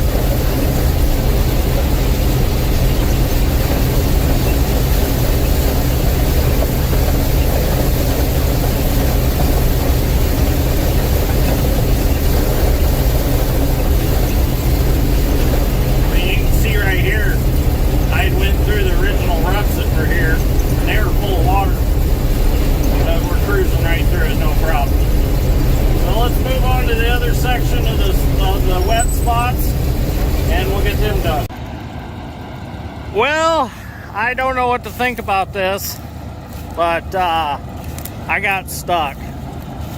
I got sucked right into where my dad got stuck with 1660. Sucked me right in. Must have been a little bit too heavy. And now I'm stuck.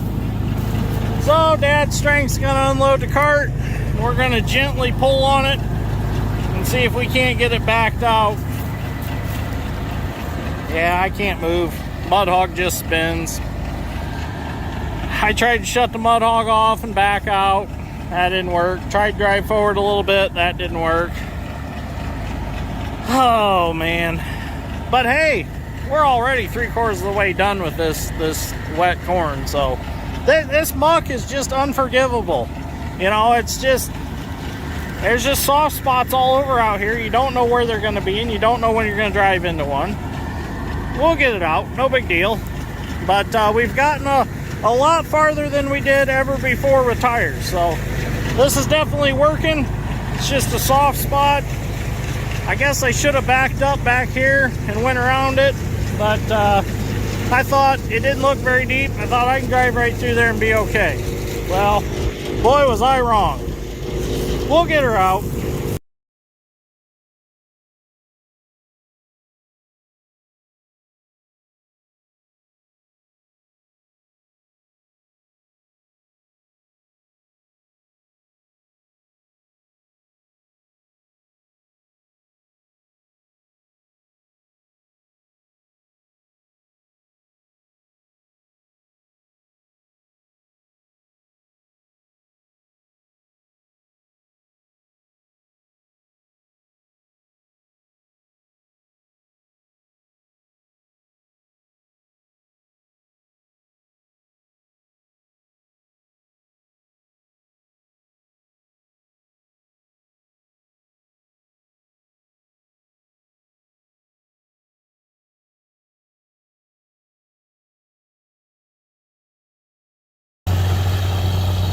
Well, thank you, Dad, for coming and pulling me out with the 9300. The 4955 wouldn't budget, but we got her out. So we know its limitations now. Everything has its limitations. So we won't be going down in there no more, but this winter we will be hauling some sand from that sand hill down in this hole and some other holes out here. So get that fixed up. Let's get back to picking corn now. A little bit nasty. Okay, so we're on our last little patch of corn here, and we're just about done. I'm very happy with the speed that I'm able to pick with. I was really worried that I wasn't going to have enough ground speed, but everything's working out great. Getting stuck, that was just, if you ask me, that was a learning experience. Taught me a lot about what I can and cannot do with the combine. We learned one thing: do not go through previous tracks, really neat tracks from a combine, because you can possibly get stuck. What had happened was I had followed them 6 rows out, and I thought I could straddle where Dad got stuck. Well, I ended up sliding off in his hole, and then I was done. So no big deal. Got it out, went and got the 9300, which is already down here. Unhooked the disc, like you seen in the video, or the drone video you see, and he pulled me out. So, a viewer told me just to pull nice and steady on the combine, and it'll come right out. So, you gotta let the tracks kind of dig themselves out as they go. They're not like a tire where they'll just come right up on top of the ground. The tracks have worked out wonderful. I'm very happy with it. They've already paid for themselves. So it was worth the time to do it. I think we're a row off here, so we're going to skip a row. Nah, we're not going to worry about skipping a row. It'll go in there. Yeah, let's just skip a row. We'll be fine. They're short rows anyways. I don't know how it ended up a row off. So anyways, the tracks were definitely a great idea and worth the time of putting on. And I enjoyed doing it. I had a lot of fun doing it. And I know viewers had a lot of fun watching me do it, even though they're on backwards. But we will fix that. No big deal. I don't see them really causing a problem being backwards. Just we're worried about the wear. They're staying cleaned out. I know a viewer said that Larson Farms was having trouble with keeping their tracks clean. Well, you also got to remember that those are rubber tracks. Rubber tracks are a little bit different story than steel tracks. Steel tracks seem to stay cleaned out. And I don't know exactly why, but they just seem to stay cleaned out a little better. I think it's because they flex so much and that it keeps the mud worked out of them. Where a rubber track, I think it just kind of sticks around the rubber, and because they're not independently hinged, I don't think it knocks the dirt out as well. And plus, this undercarriage is pretty open, so there's not much space for stuff to get crammed in there and stuck. It just kind of falls out. So it's been working out good. You got to remember different soil type. We're in mud. Clay is a lot more sticky and it'll stay in places like that and pile up and stay stuck. Where the muck, it just kind of oozes out and it's gone. So you'll notice in the drone videos, you'll see my dad disking. You're probably like, well, how's he disking out there if they couldn't drive across it with a wheel-type combine? Well, you got to remember, four-wheel drive tractor, it's four-wheel drive all the time. Plus, he's got 8 tires, and the 30-foot disc is rolling on top of the ground. So he's got low ground pressure on the disc. It's kind of rolling, so it's not like he's got I don't know how, he's kind of low ground pressure with the whole unit. So that's how he's staying up, not getting stuck. There's a few times he had to shallow the disc up just a little bit, let it ride on the wheels a little to get it moving again, but there's a few times that were iffy. I was watching him spin, but what he's trying to do is, he was down here anyways discing cover crop in on the high ground. What he wanted to do was cut up some of this stalk residue a little bit, get a little dirt growing on it so that it'll rot over the winter, and kind of cut it up a little bit because it's pretty heavy stalk. So that's the story behind that. It's pretty amazing where an articulated tractor will go compared to like a front wheel assist or a combine. Combine's got a lot of ground pressure right over the front tires. You got the head hanging on it, you got the weight of the machine sitting on them. So, you know, it's not all spread out. And I will say it's probably not as wet as it was out here, but it's still pretty soft. I mean, I don't think I would have picked this with tires. And plus, it's just easier with the tracks, because if I'm not even getting close to getting stuck, I'm freely rolling, you know, it just makes life easier. I'm not fighting to steer, I'm not, you know, I'm just cruising right along.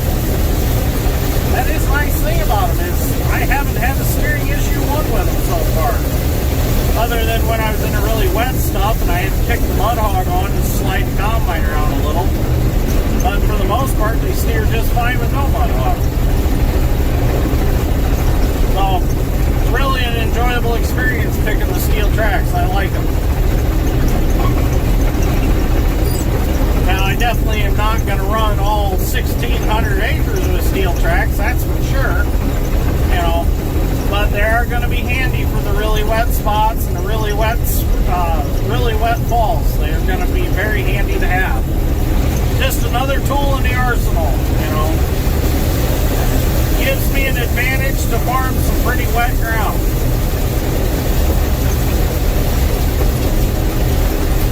So anyways, thank you for watching. We're going to finish this out, and then we'll be done tonight. Still got my buddy Josh's 40 acres to go, so there'll be more video. So I'm gonna get this done, head home, do a little video editing, and try to maybe get a video up tonight. We'll see what happens.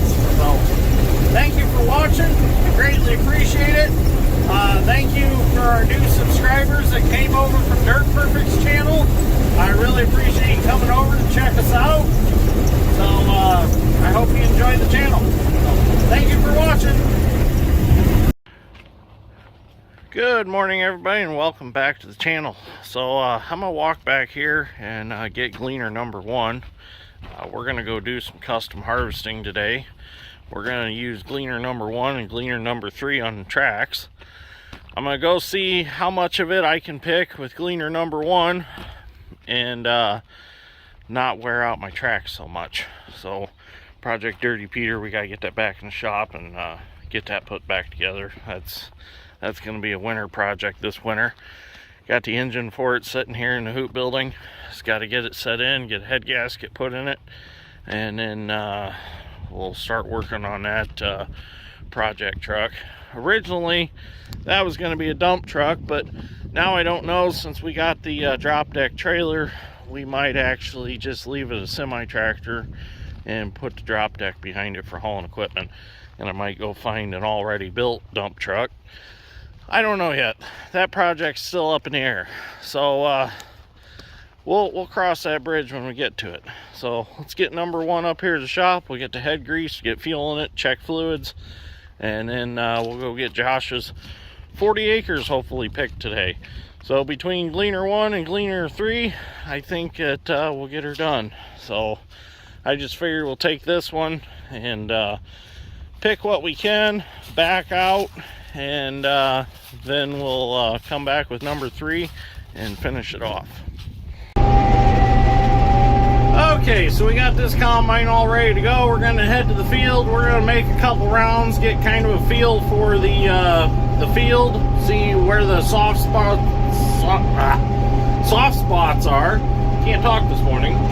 And then we'll go get L2 number 3, and if I feel like we really need it, we'll get L2 number 3, and we'll get his 40 acres mowed off for him today. Okay, so we made it to Josh's farm. We're gonna get started here. It does feel a little squishy, but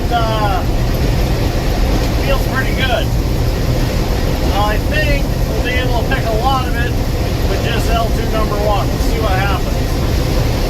It is raining a little bit. It's supposed to rain off and on today. So, gonna have a little bit of a dirty windshield here. Here, I thought I was out of the corn picking business for the season, but I guess I was wrong.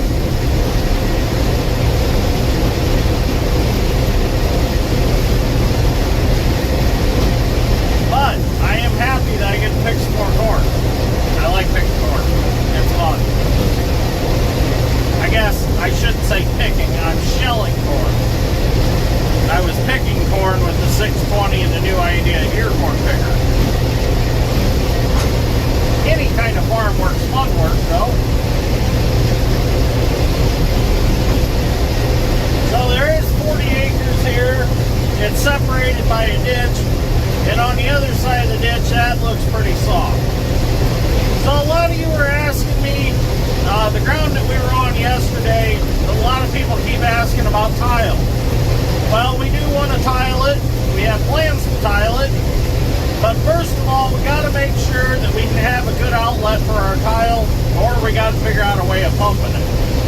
So we're wanting to clean the ditch to the west of the farm.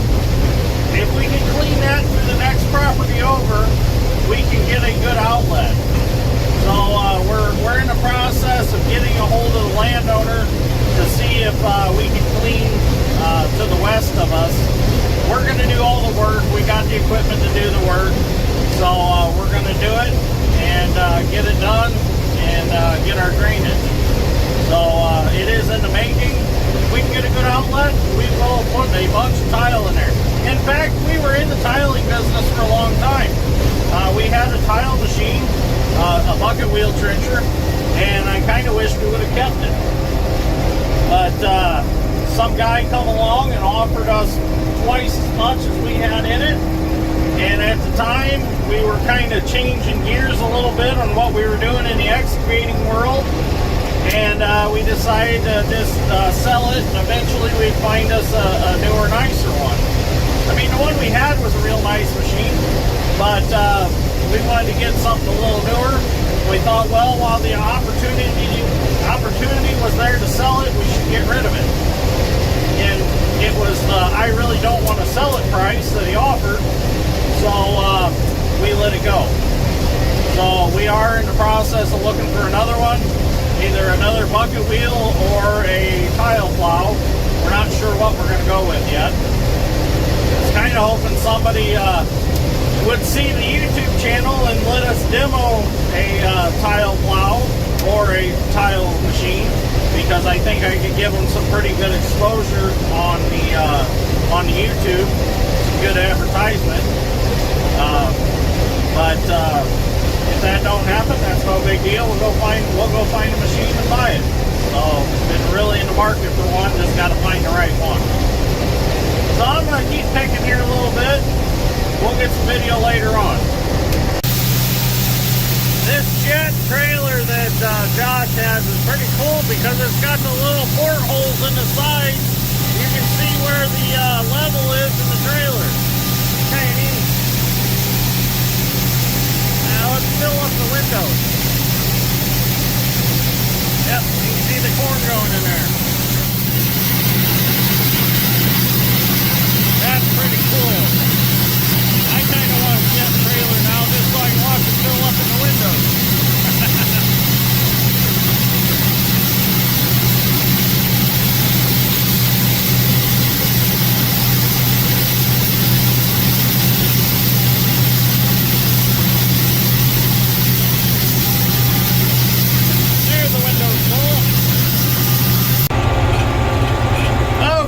So far everything is going really good. We got a half a truckload already. So Josh has got some pretty cool equipment too. He's got this 4955 that is almost the twin to our 4955. It's got a beautiful specimen of a GMC General. The only downfall to it is it don't have an 8V71 Detroit in it to make it truly authentic. It's Cummins powered. But it is a nice truck. I mean, nice straight old truck for you connoisseurs of the old semi-tractors.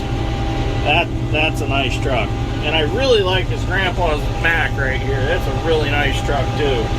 So, but I'm going to insert a little video into this video to let you kind of meet Josh. It was a fun little video that we shot last winter when we were sitting having lunch at Pizza Hut.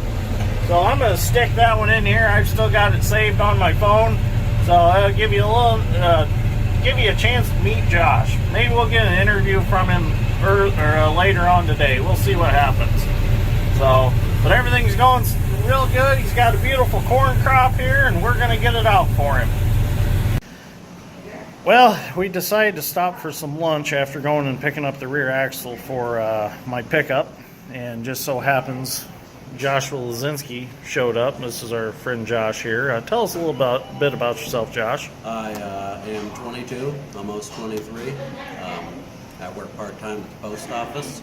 I farm a little bit.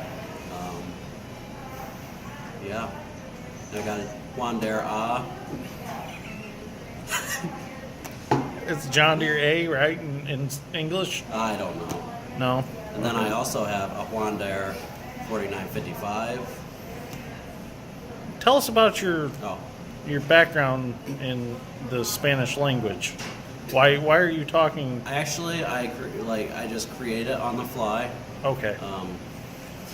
Gets annoying sometimes because I can't handle hearing a word without redoing it in my brain and spitting it out. So okay.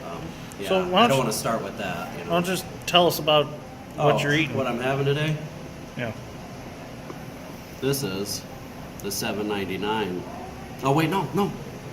Is it? I can't remember. It might have been the $3.99 salad. I'm not sure, but it is the Caesar, either side salad or the Caesar salad. With the side, croutons. Thank you, Have Josh. a little H2O to drown that out for my diet. But I asked for light ranch. She got me Booter milk ranch instead. Okay. Is that healthy? I know you're complaining about stuff being 200 healthy. calories. No. Yeah. He just got back from a snowboarding trip in Colorado, and he's worried about eating healthy after he broke his leg on the ski slope. So. I ran into a fence. Oh. Thank goodness it was there, or else I would have went down the mountain. I'm not even kidding. I got a scar from it. Interesting. Okay. Okay. So, Dad Strength's here too. He's listening to our interview. So my wings are coming up, so we're gonna have to shut the video off. So because I'm gonna have dirty fingers, I won't be able to eat or video anymore. I don't want to touch my screen on my phone. So it's nice seeing you, Josh. Thanks for being on Dirt, Rain, and Steel. We appreciate it. I appreciate you. Thank you. You're welcome. Mr. Dirt, Rain, and Steel. Or whatever you go by. Well, so far so good. We've got like 12 more rows till we actually get where they got the 6620 stock and the John Deere 9500 stock. So everything's still going good though. It's squishy out here. This is why Dad's Strength and I work so good together. He read my mind. He pulled up next to the rows that I'm going to come out of. So all I got to do is unfold my auger and dump, because I've been dumping every round. So we're a good, well-oiled machine working together, and we're making this stuff happen. So I don't like to unload on the go out in the muck, because if we find a hole and I fall in it, I could potentially break my auger off. So it's just safer to sit and dump than it is to tear something up. Okay, so if we can get through this pass, we're on the home stretch on this side of the ditch. I think we'll be able to finish it all with the L2 number 1 on tires.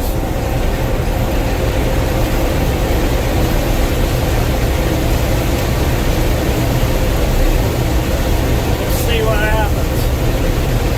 I felt it getting a little softer as I come through the field.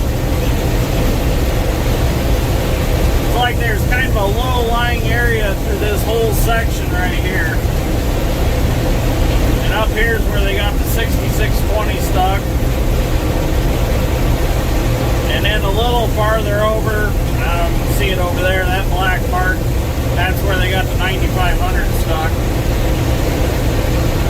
So what he done was he got the 9500 stuck, got it out, and thought that maybe his grandpa's 6620 would be lighter, which you'd think in theory it would be.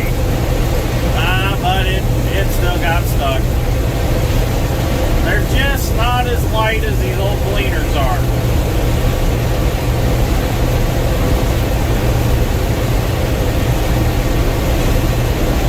I think we'll get through here just fine.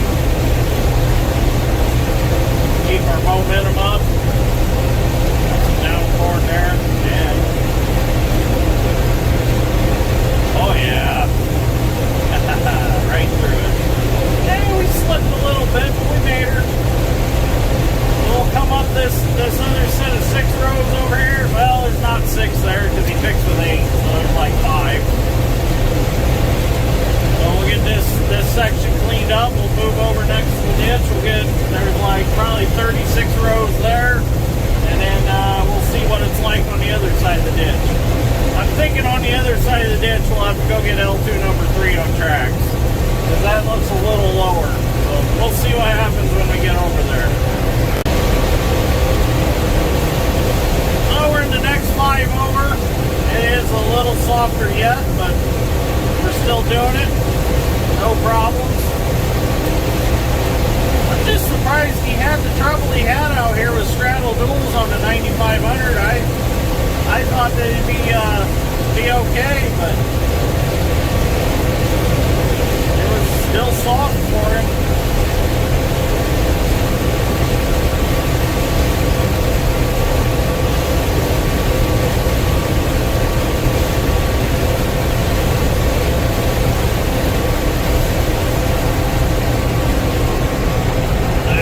Right through the 6620 tracks, we're out of here. Okay, so we'll go along ditch and finish that up now. Well, things are going good so far along the ditch over here. So I had a viewer that asked a pretty good question, and unfortunately I didn't get my camera out fast enough to catch it on camera. But the question was, do I ever see deer between the corn rows? Yes, I see lots of deer between the corn rows. I've seen deer with arrows sticking out of them. Unfortunately, ones that got shot and got away and survived. I've seen every animal in northern Indiana that you can think of. I've seen possums, raccoons, squirrels, skunks. I've seen several skunks. Seen a badger one time. That was pretty cool. But yes, lots of wildlife out in the cornfield, especially at night, especially when raccoons come out, the possums come out. And then during the rut season for deer, you'll see a lot of bucks out in the cornfield, and you can get really close to them because they just really don't care, because they only got one thing on their mind at the time, and that's they're looking for a doe. So they're not really paying attention to what else is going on. So yeah, a lot of wildlife out in the field, especially around this area where we're at now, and a few other farms that we farm. They border nature preserves. So there's the DNR keeps a lot of food plots out there, so it keeps keeps a lot of the wildlife attracted to that area. So we see a lot around here. It'd be cool to see wildcats, but those are farther down south, I believe. And I think they're more up by Michigan and stuff like that. We don't see them in our area or at all. I shouldn't say too much. We don't see them at all. I've never seen a wildcat in this area. It doesn't mean that there's not one, but I've never seen one. Well, so far my day's been pretty boring and uneventful. There's been no need so far to bring L2 number 3 on tracks. L2 number 1's been doing perfectly fine. We haven't been stuck. We spun through a couple spots, but only for about, 12 feet or so, and got back up on firm ground, and away we went. So there's really no point bringing L2 number 3 out here. I mean, at that point, I'd just be wearing track chains. So L2 number 1's doing perfectly fine, so we're just going to stay with it. Maybe as we progress through this field, maybe we'll find some soft stuff, but so far it's just been, well, it's soft, but I mean, not to the point where L2 number 1 won't handle it. So we've been dumping every round anyway, so we're staying light. I mean, I bet if we brought the 1660 out here, it would probably be stuck. I'm sure if Josh tried it with his bigger combine, he'd probably be stuck out here. So it was definitely worth having me come. At least he's not tearing stuff up. So we are unloading on the go on this side because it's a little bit firmer, and it seems like it's okay. So especially this rises up pretty quick right here, turns into really firm ground. So we'll see what we get into when we get more towards the little finger ditch that's in this farm, and then on the other side of it. Well, I think it's time to go get L2 number 3. Finally got my excitement. Found it. Yep. Should have turned out back there, but I thought, oh, we're on good high ground again.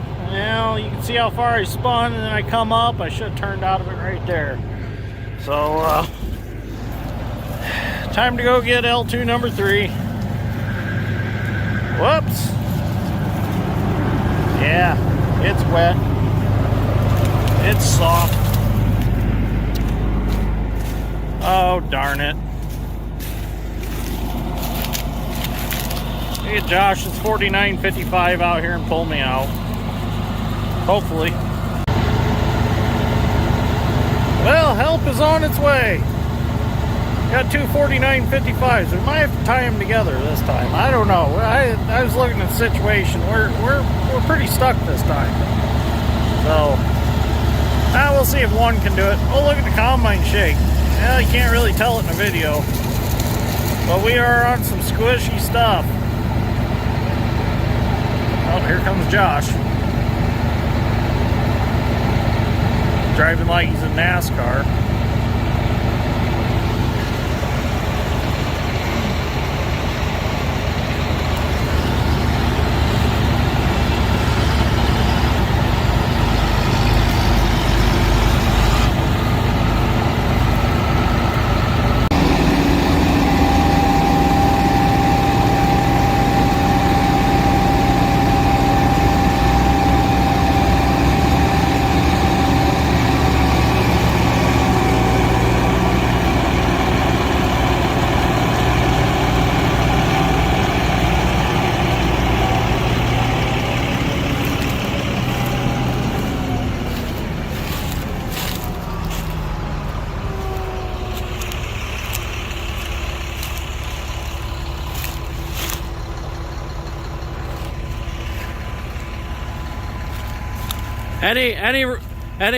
Any words? It worked out real good. Yeah. The tractor operator, Dad String's done a good job. So we're gonna go get L2 number 3 and quit pissing around with these tires. We're gonna get the tracks out.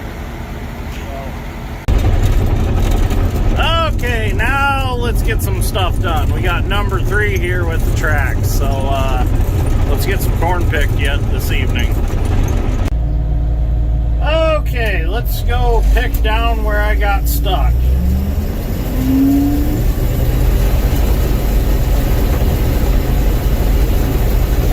a little rough up here on the hard ground with the tracks, but once we get down here to the soft stuff, it'll get smooth.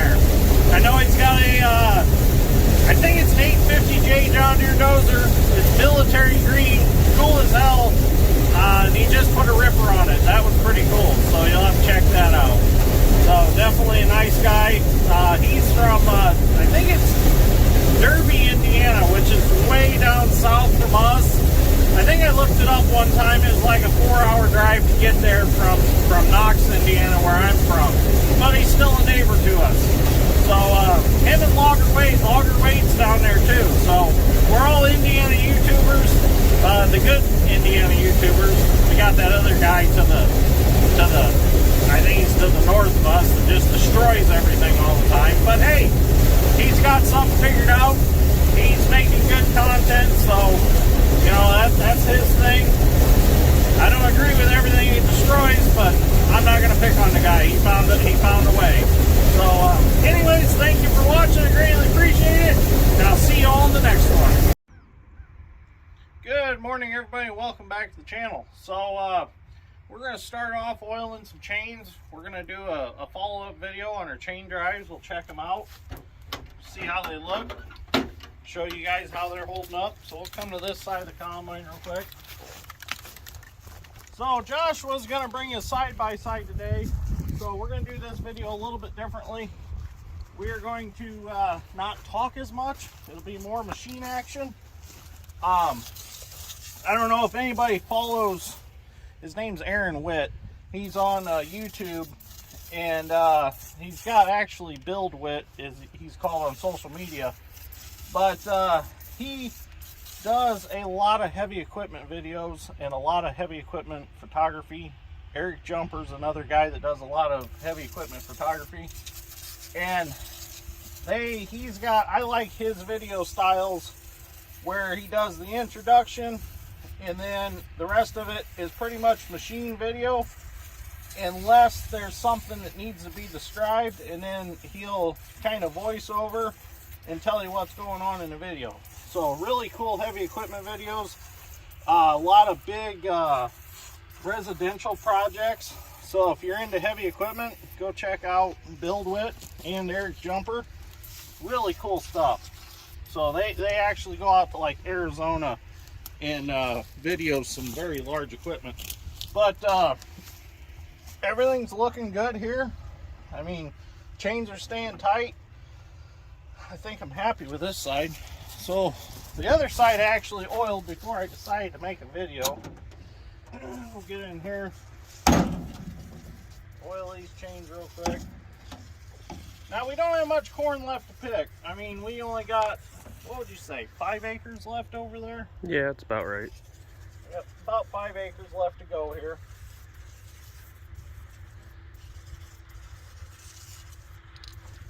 Now I do notice the tracks don't make a huge mess, but they do get some crop residue up in some spots, but it stays fluffy. It's not like it packs in here.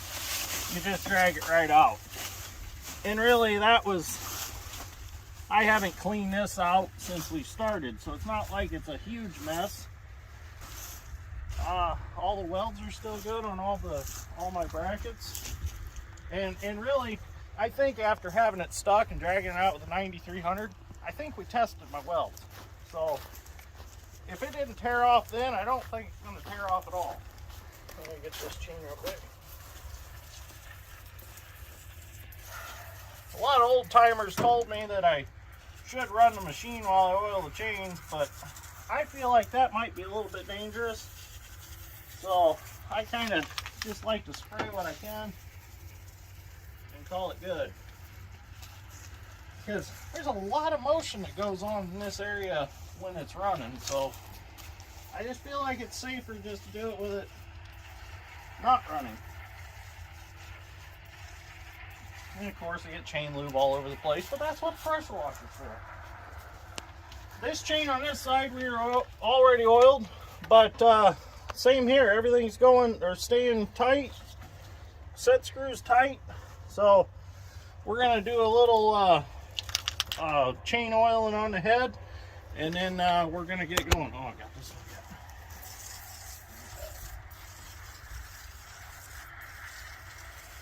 So had a couple viewers ask me what the corn yield is out here. I believe Josh told me in the first field it was between 165 and 220, and the speed that I've been running with L2 number 1 here, I was running about 3.5 to 4 miles an hour. But like I said before, the main problem is with this combine is it just can't keep up keeping a clean grain out of it. So I do need to speed up the clean grain elevator and auger. This machine, we're running anywhere from probably 3.2 to 3.8 miles an hour with it. The speed odometer doesn't work on it. I run this one a little bit slower because until I get the hydraulic variable speed head drive fixed, I can't really run the head any faster. So that blew out when we tried it, so we just left it alone. We figured slow and steady wins the race. So until we get that fixed, we're gonna run the head slow. So we'll get these chains oiled, and then Josh should be here with side-by-side by then, and I'll get that field broke in. I'll do that before we start videoing, and we'll get some good video today. Okay, so we're gonna get this field broke in real quick. Josh is on his way with the Polaris Ranger side-by-side, so he's gonna get some video. There's supposedly a hole along this ditch somewhere where a fertilizer spreader fell in. So I got to watch for that. Muskrats kind of ate his corn off over here in the side in a couple spots. Damn thing. It's a lot nicer going along the ditch with this combine than it is with a rubber tired one. Because if you find a muskrat hole, you bridge it instead of driving through it. Oh yeah, here's the hole coming up. This is where they got stuck.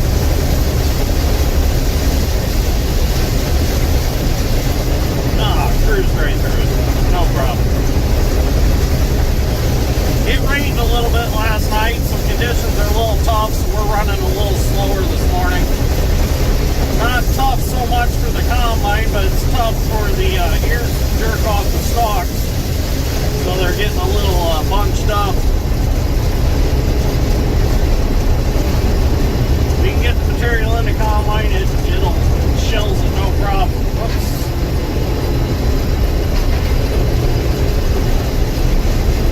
We'll get this all broke in here, get these ends off, and then we'll get picking some cork, get something done today.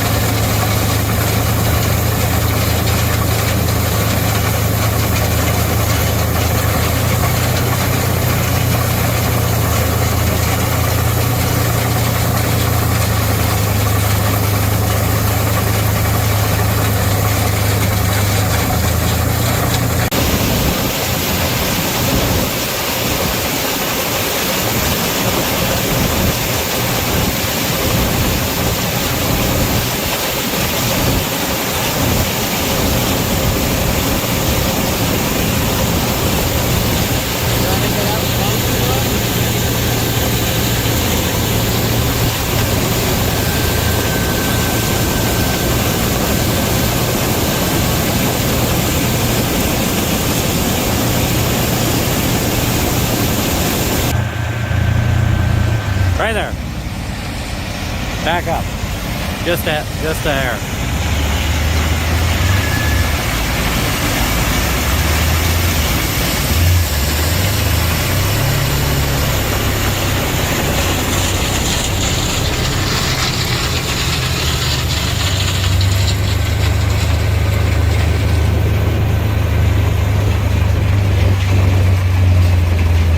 All right, stop.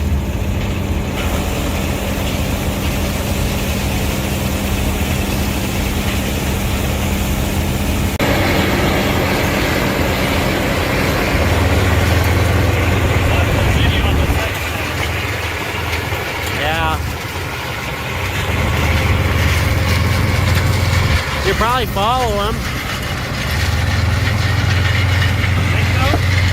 Oh yeah, this thing will make it across. The fucking Ranger.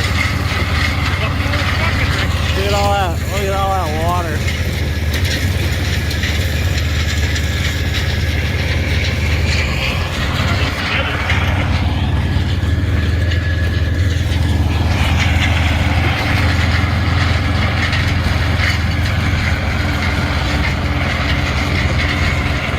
got pretty wet through here.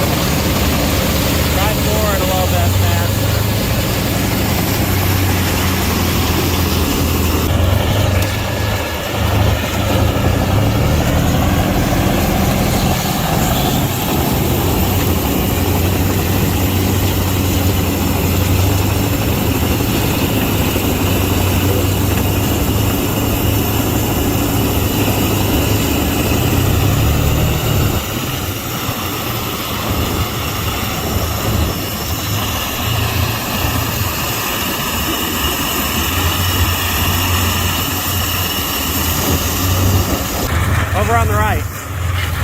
Yeah, go. Let's see he'll go through anything. Get right up next to him. There? Yeah.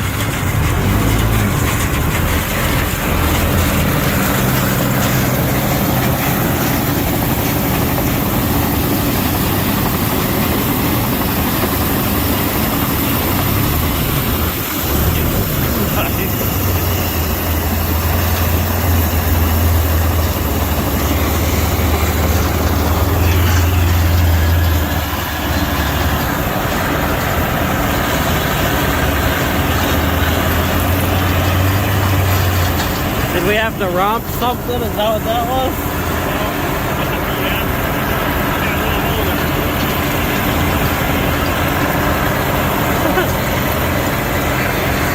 Yeah, there was a nice front we had to mount through. I see it going up to the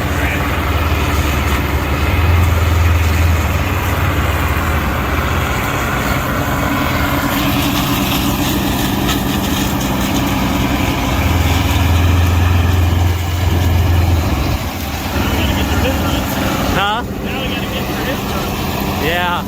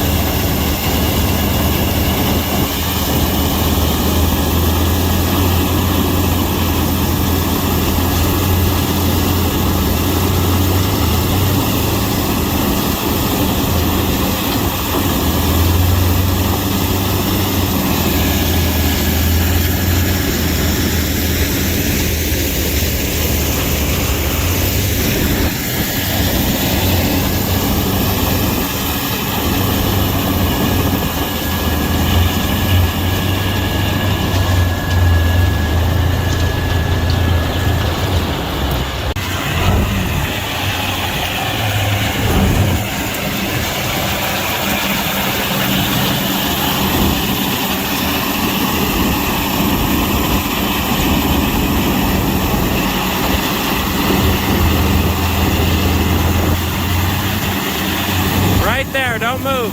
Stay in that lane. Come over one, stop this way. There, stop.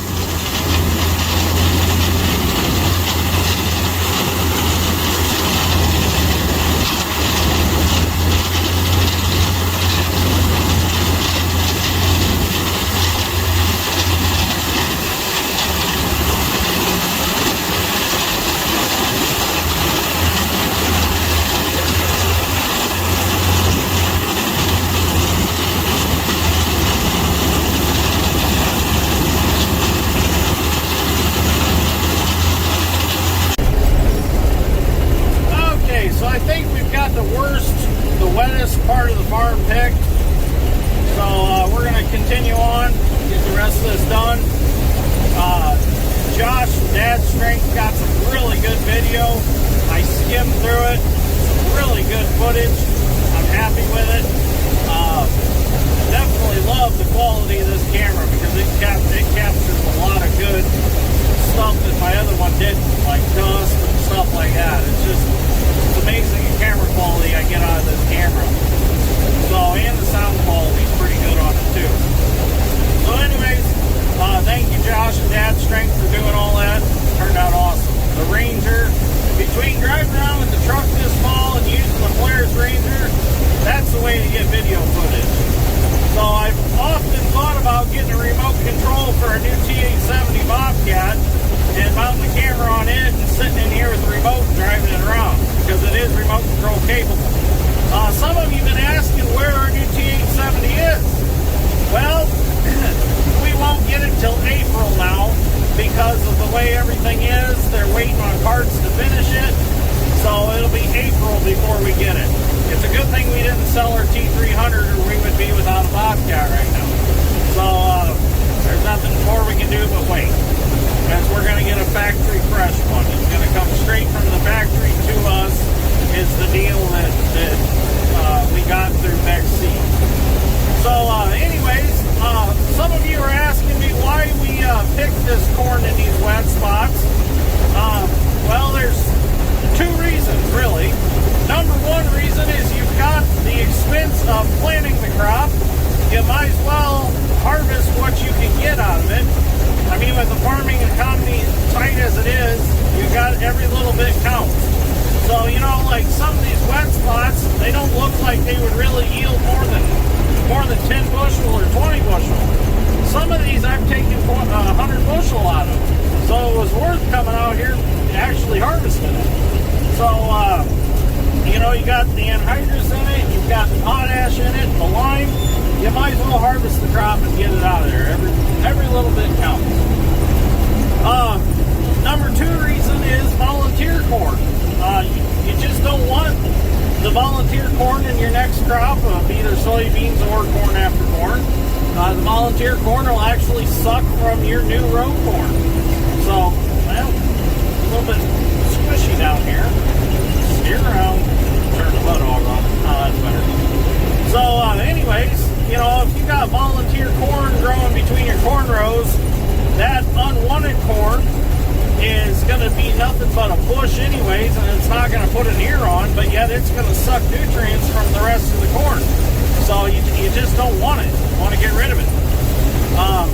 If you got it in soybeans the same way, it's gonna suck from your soybeans and it's gonna take up space where soybeans should be growing.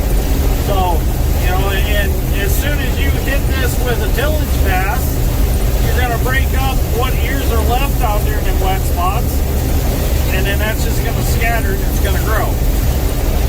So you gotta remember that these wet spots weren't always wet spots. When it was planted, it was dry, and Josh was able to get over all of it, just like we were. But then this summer, it got super wet, and it stayed wet for a long time. And then we got wet again this fall, and it stayed wet for a long time. Some of these spots on a normal year are not a big problem. I mean, we've got some of our spots that last year we got over really trouble-free, but this year they're just as long. And my dad, on the last farm that we used the tracks on, our 10 acres, he took the 9300 in the disc and he drove on the neighbor's side along the ditch that we want to clean. And we're going to gain a lot by cleaning that. Before we couldn't drive it because the soybeans were in, but yesterday he was able to drive it. So as soon as we get time, we're going to get a hold of the landowner and get the permission, and we're going to clean that ditch. So anyways, I think we got plenty of video for today's video. Unless something exciting happens, I'll turn the camera back on, but if not, we'll just end it right here. So thank you for watching. I greatly appreciate it, and we will see you all in the next one. Well, I guess we'll add a little to this video. Josh told me he's got a little patch that he needs picked yet. So I'm going to follow him over there. He's got the side-by-side in front of me. We got L2 number 1. We're going to head over there and see if we can get that picked off. So supposedly this is where a sprayer was stuck a couple of years ago, and there's still kind of a little bit of a hole there that's a trouble spot. So he thinks I can get it with L2 number 1. So we're going to go give it a shot. We got L2 number 3 already loaded on the low boy, and I hate to haul it over there just for a small spot, you know, unloaded and stuff. So we'll see what we can do with number 1. Well, here we are. Not a whole lot here. We'll get her picked off. Here, the way he was talking, I thought there was quite a bit, but it's not too bad. Got some pickle bite in it though. Let it eat that wad of crap.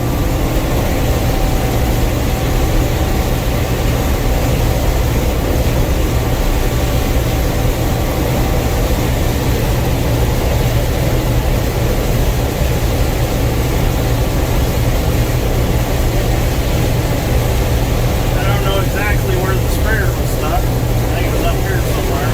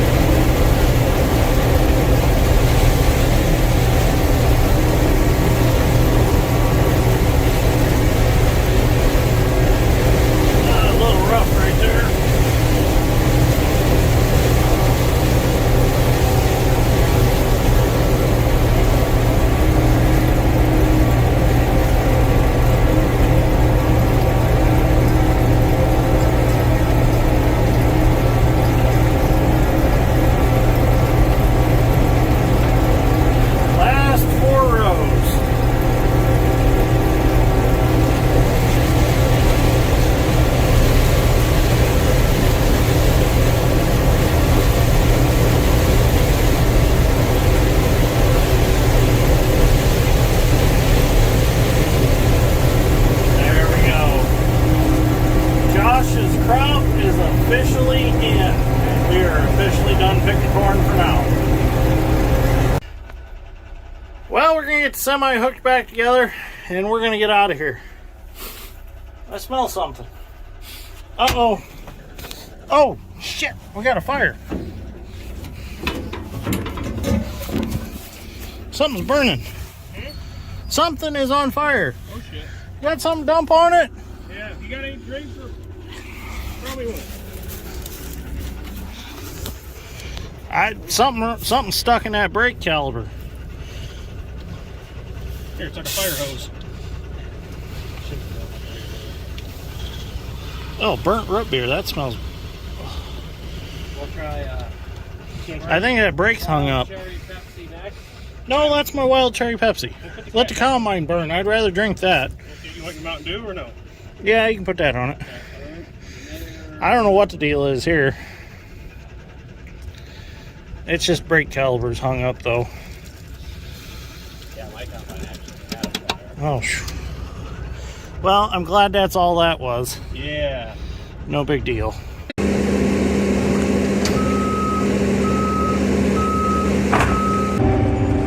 Good morning, everybody, and welcome back to the channel. So it's March 2nd, and we are heading to a field to shell some corn with the old M3. So we're gonna go to some pretty nasty muck, and we'll see if we can get it picked off with the M3. If not, we'll have to put this head on the L2 on tracks and pick it that away. So this is a friend of ours that started farming this farm again after this farm is set for like 15 years in a government program. Kind of rewind a little bit. Back in the day, we went to this farm and we disconnected all the tile lines on it so that it could go into this government program. That was the stipulation. It could not have no drainage. Well, we done that and converted it over back to natural land, and then they decided to start farming it again. They were going to put some ear corn on it for some cows, and they got on it and they realized that they were going to have trouble. And this is also the same farm that this last summer we pulled out a sprayer on. So it's a pretty treacherous piece of dirt, so it's going to be pretty exciting to go pick it. So I'm going to get there and get started and see what we can get done. Well, here's where we're going. Water's pretty high in the ditch. We'll see what happens out here. It's pretty low ground out here. This is out by Bass Lake. We're going to pick this off right here. See how this goes. Well, we're going to get started here.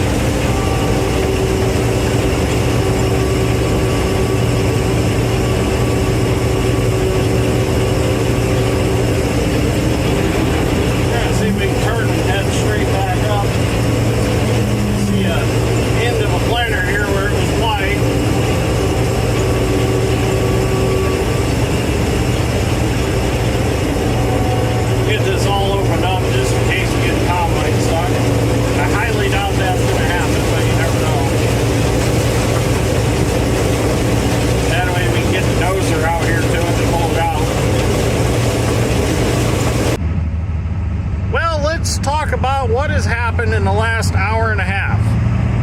So I was picking down towards that low spot where the sprayer had gotten stuck, and I got down there and I was into my turn, and all of a sudden I heard this loud pop on the M3.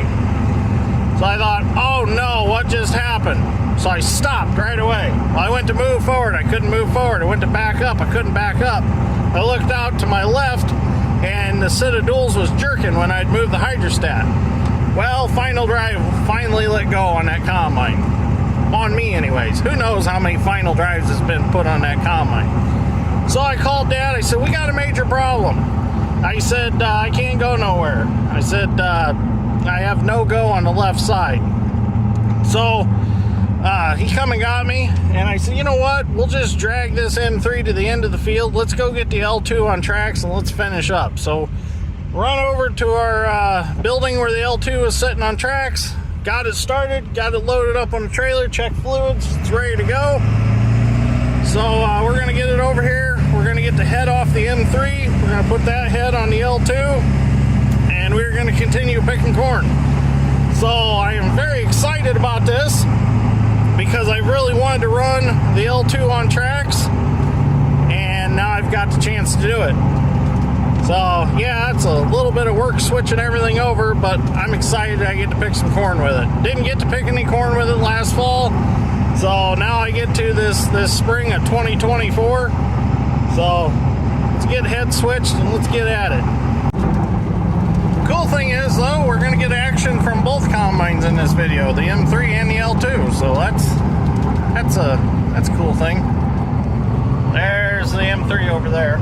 We're going to have to drag it up to the high ground with the L2. Alright, we'll get unloaded and get out there.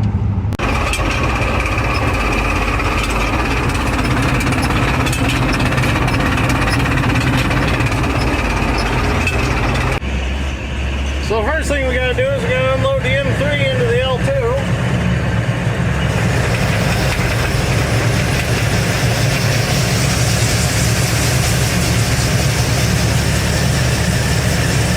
So we don't have to drag the M3 all the way back to the semi. There's really no good place to unload it unless we go get the grain cart. Then once we get it unloaded, we'll go ahead and switch heads.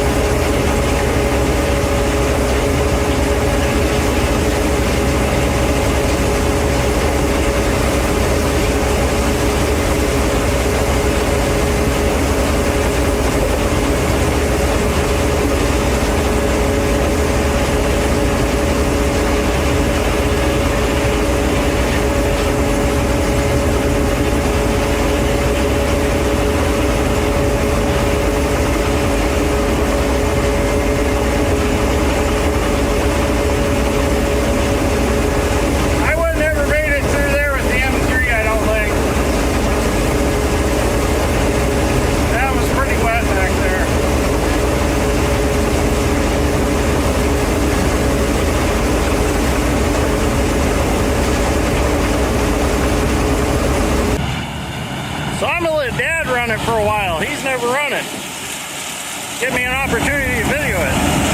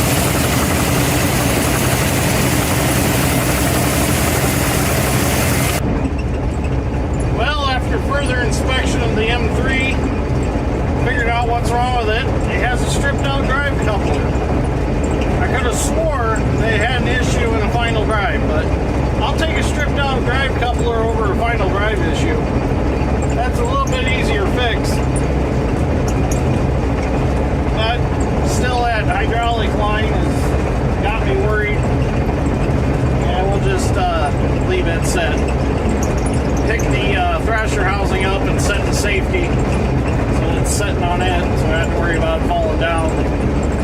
Just got to figure out, got to swap out a drive coupler or do something to get it home. More stuff to fix, that's all. extra combines. Got plenty of extra combines. Just the other, the green one and the red one are a little bit too heavy for out here. I'd rather bring these out here, the old slam pigs, and get them stuck and drag them out than to bring the nice machines out and put them through all that stress.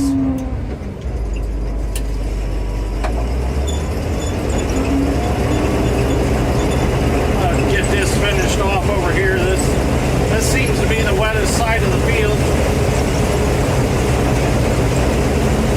I asked Dad what he thought, and he's like, I feel like I run a dozer all day long. He said it feels just like a dozer when you get out of it. I'm like, yeah, it definitely does.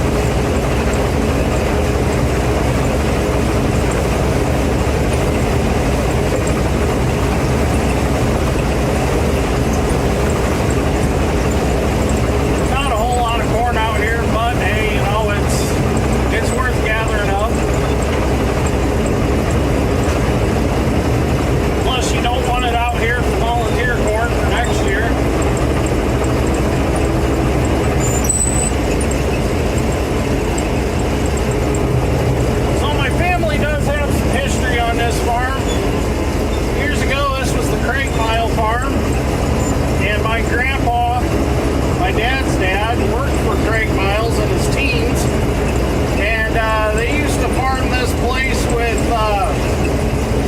Track Oliver tractors, and old M Internationals dualed up front and rear, and that's how they farmed it. That's how they got over this bug. Grandpa told me a lot of stories of farming out here. Across the road from here to the north, there's a low spot. Supposedly, there's a thrashing machine that got stuck out there and it just sunk. They never could get it out, so they just left it.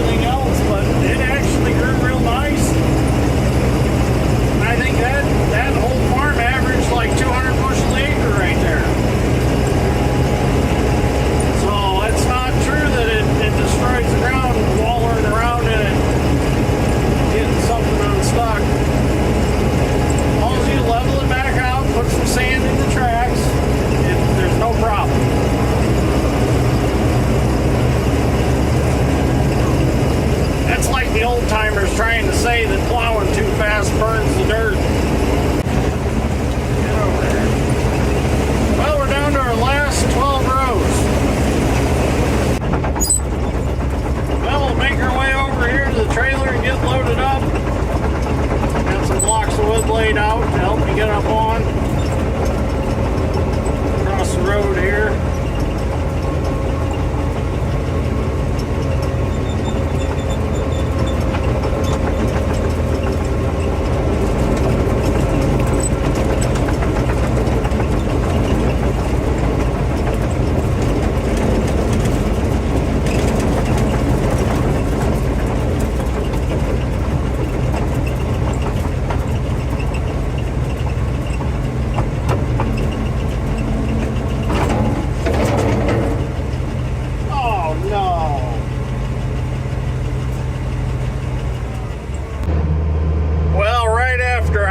The road last night to load back up on the lowboy with the L2, I discovered that the track had ran off.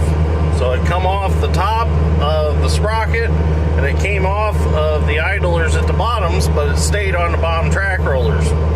And there was no putting it back on by hand. So by this time it was getting dark. So I told Dad, let's just leave it. We'll come back in the morning with the Bobcat and we'll get the track put back on. That track weighs about 16 ounces to the pound and it is pretty heavy. So I think with the T870 we can get it shoved back on, get it loaded up and get it home. Let's see what we can do. Alright, trailer's hooked up. Dad's gonna pull it up. We'll get loaded up. So Mark, the owner of the property and our friend that picked corn for, he told us that his grandpa always called that farm the cursed 40. As he said, always something went wrong there. Well, 3 things went wrong yesterday. The M3 stripped out a drive coupler, the L2 ran a track off, and Mark's little tractor, he started up to leave, and it died, now it won't restart. So, it is a cursed piece of ground, I think. So I brought the Bobcat in, and I pushed on the rail, and it shoved it right back on the front idler, then I was able to put it back on the rear idler. Now I think if I just pick up and drive forward, it should pop right back up on the sprocket. Last night I threw the chain over the thrasher housing and pulled on it with a ratcheting chain binder just so I knew it wouldn't fall off overnight. So let's see what happens. This might be easier than we think.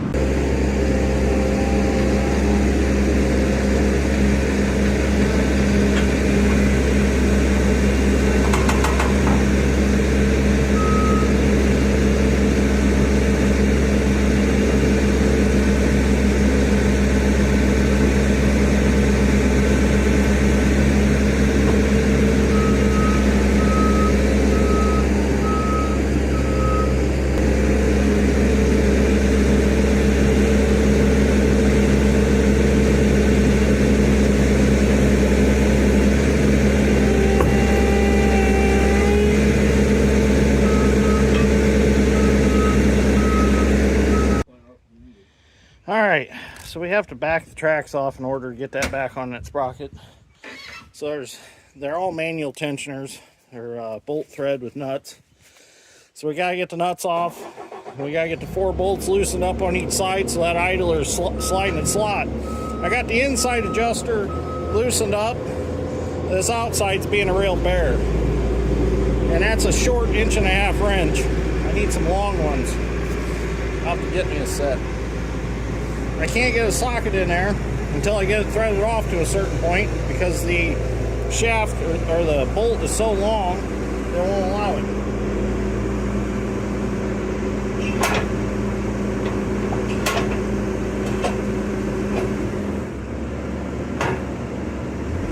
So we're going to use the Bobcat to help me pick the roof up.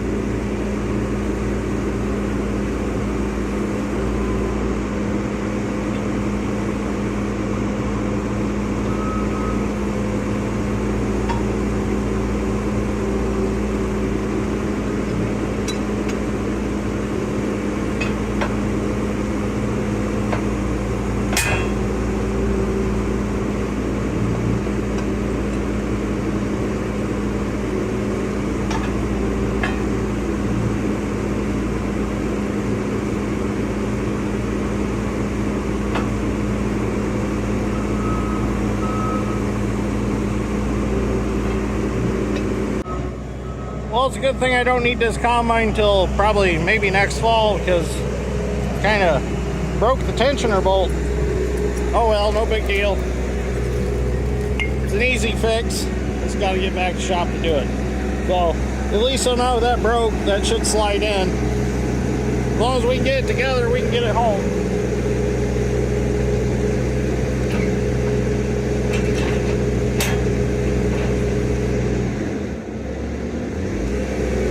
Just pick up hard on the track, and I'll pull that idler in.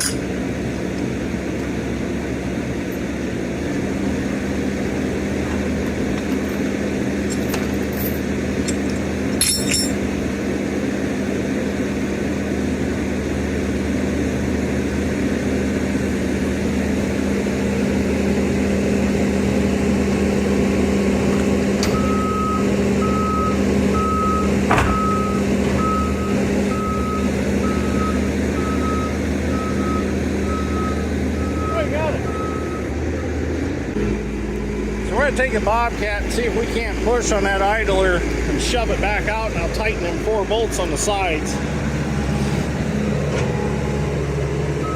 what happens. Or I thought maybe I could just drive some sort of wedge in behind the idler and the track frame to poke it back out.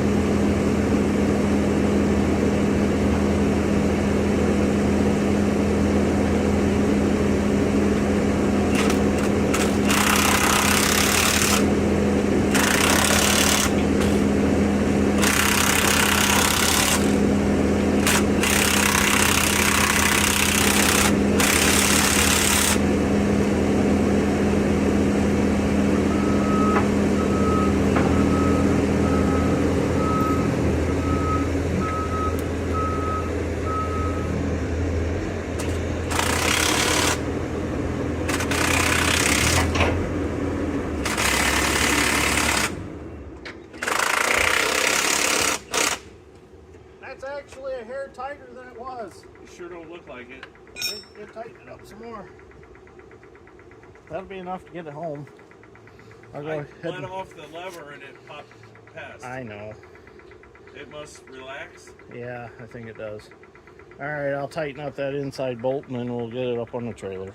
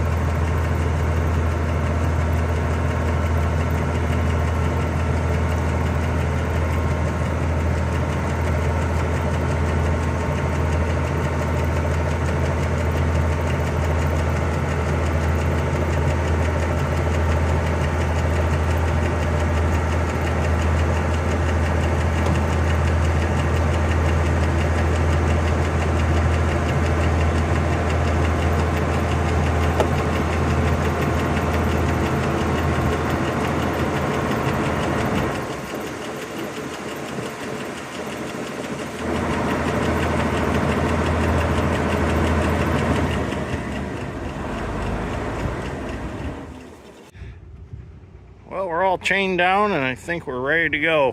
So we'll get the truck hooked back up and head home.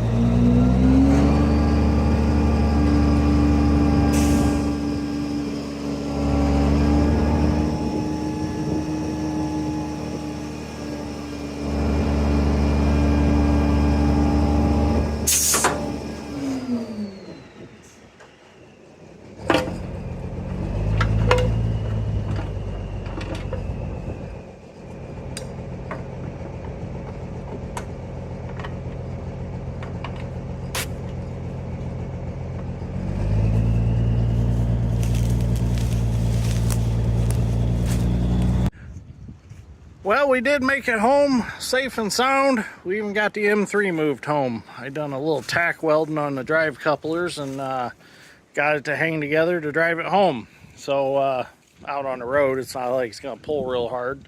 So I'll have to fix that when I get some time. I got some things I want to fix on this one, but this is the first time in 2 years that this machine has actually been back here to the shop. It's, for the longest time, it sat over by our other building. So now that it's here at the shop, I can work on it. But anyways, I didn't get it unloaded. As you can see, it's the afternoon.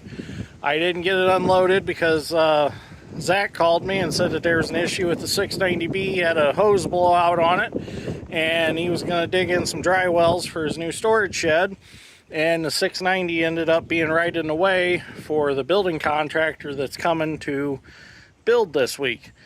So I went over there and I took my cap set that I carry in my truck, and it was the one of the hoses for the left-hand track had blown out. Actually, the crimp blew off the hose because whoever made that hose didn't get it crimped right.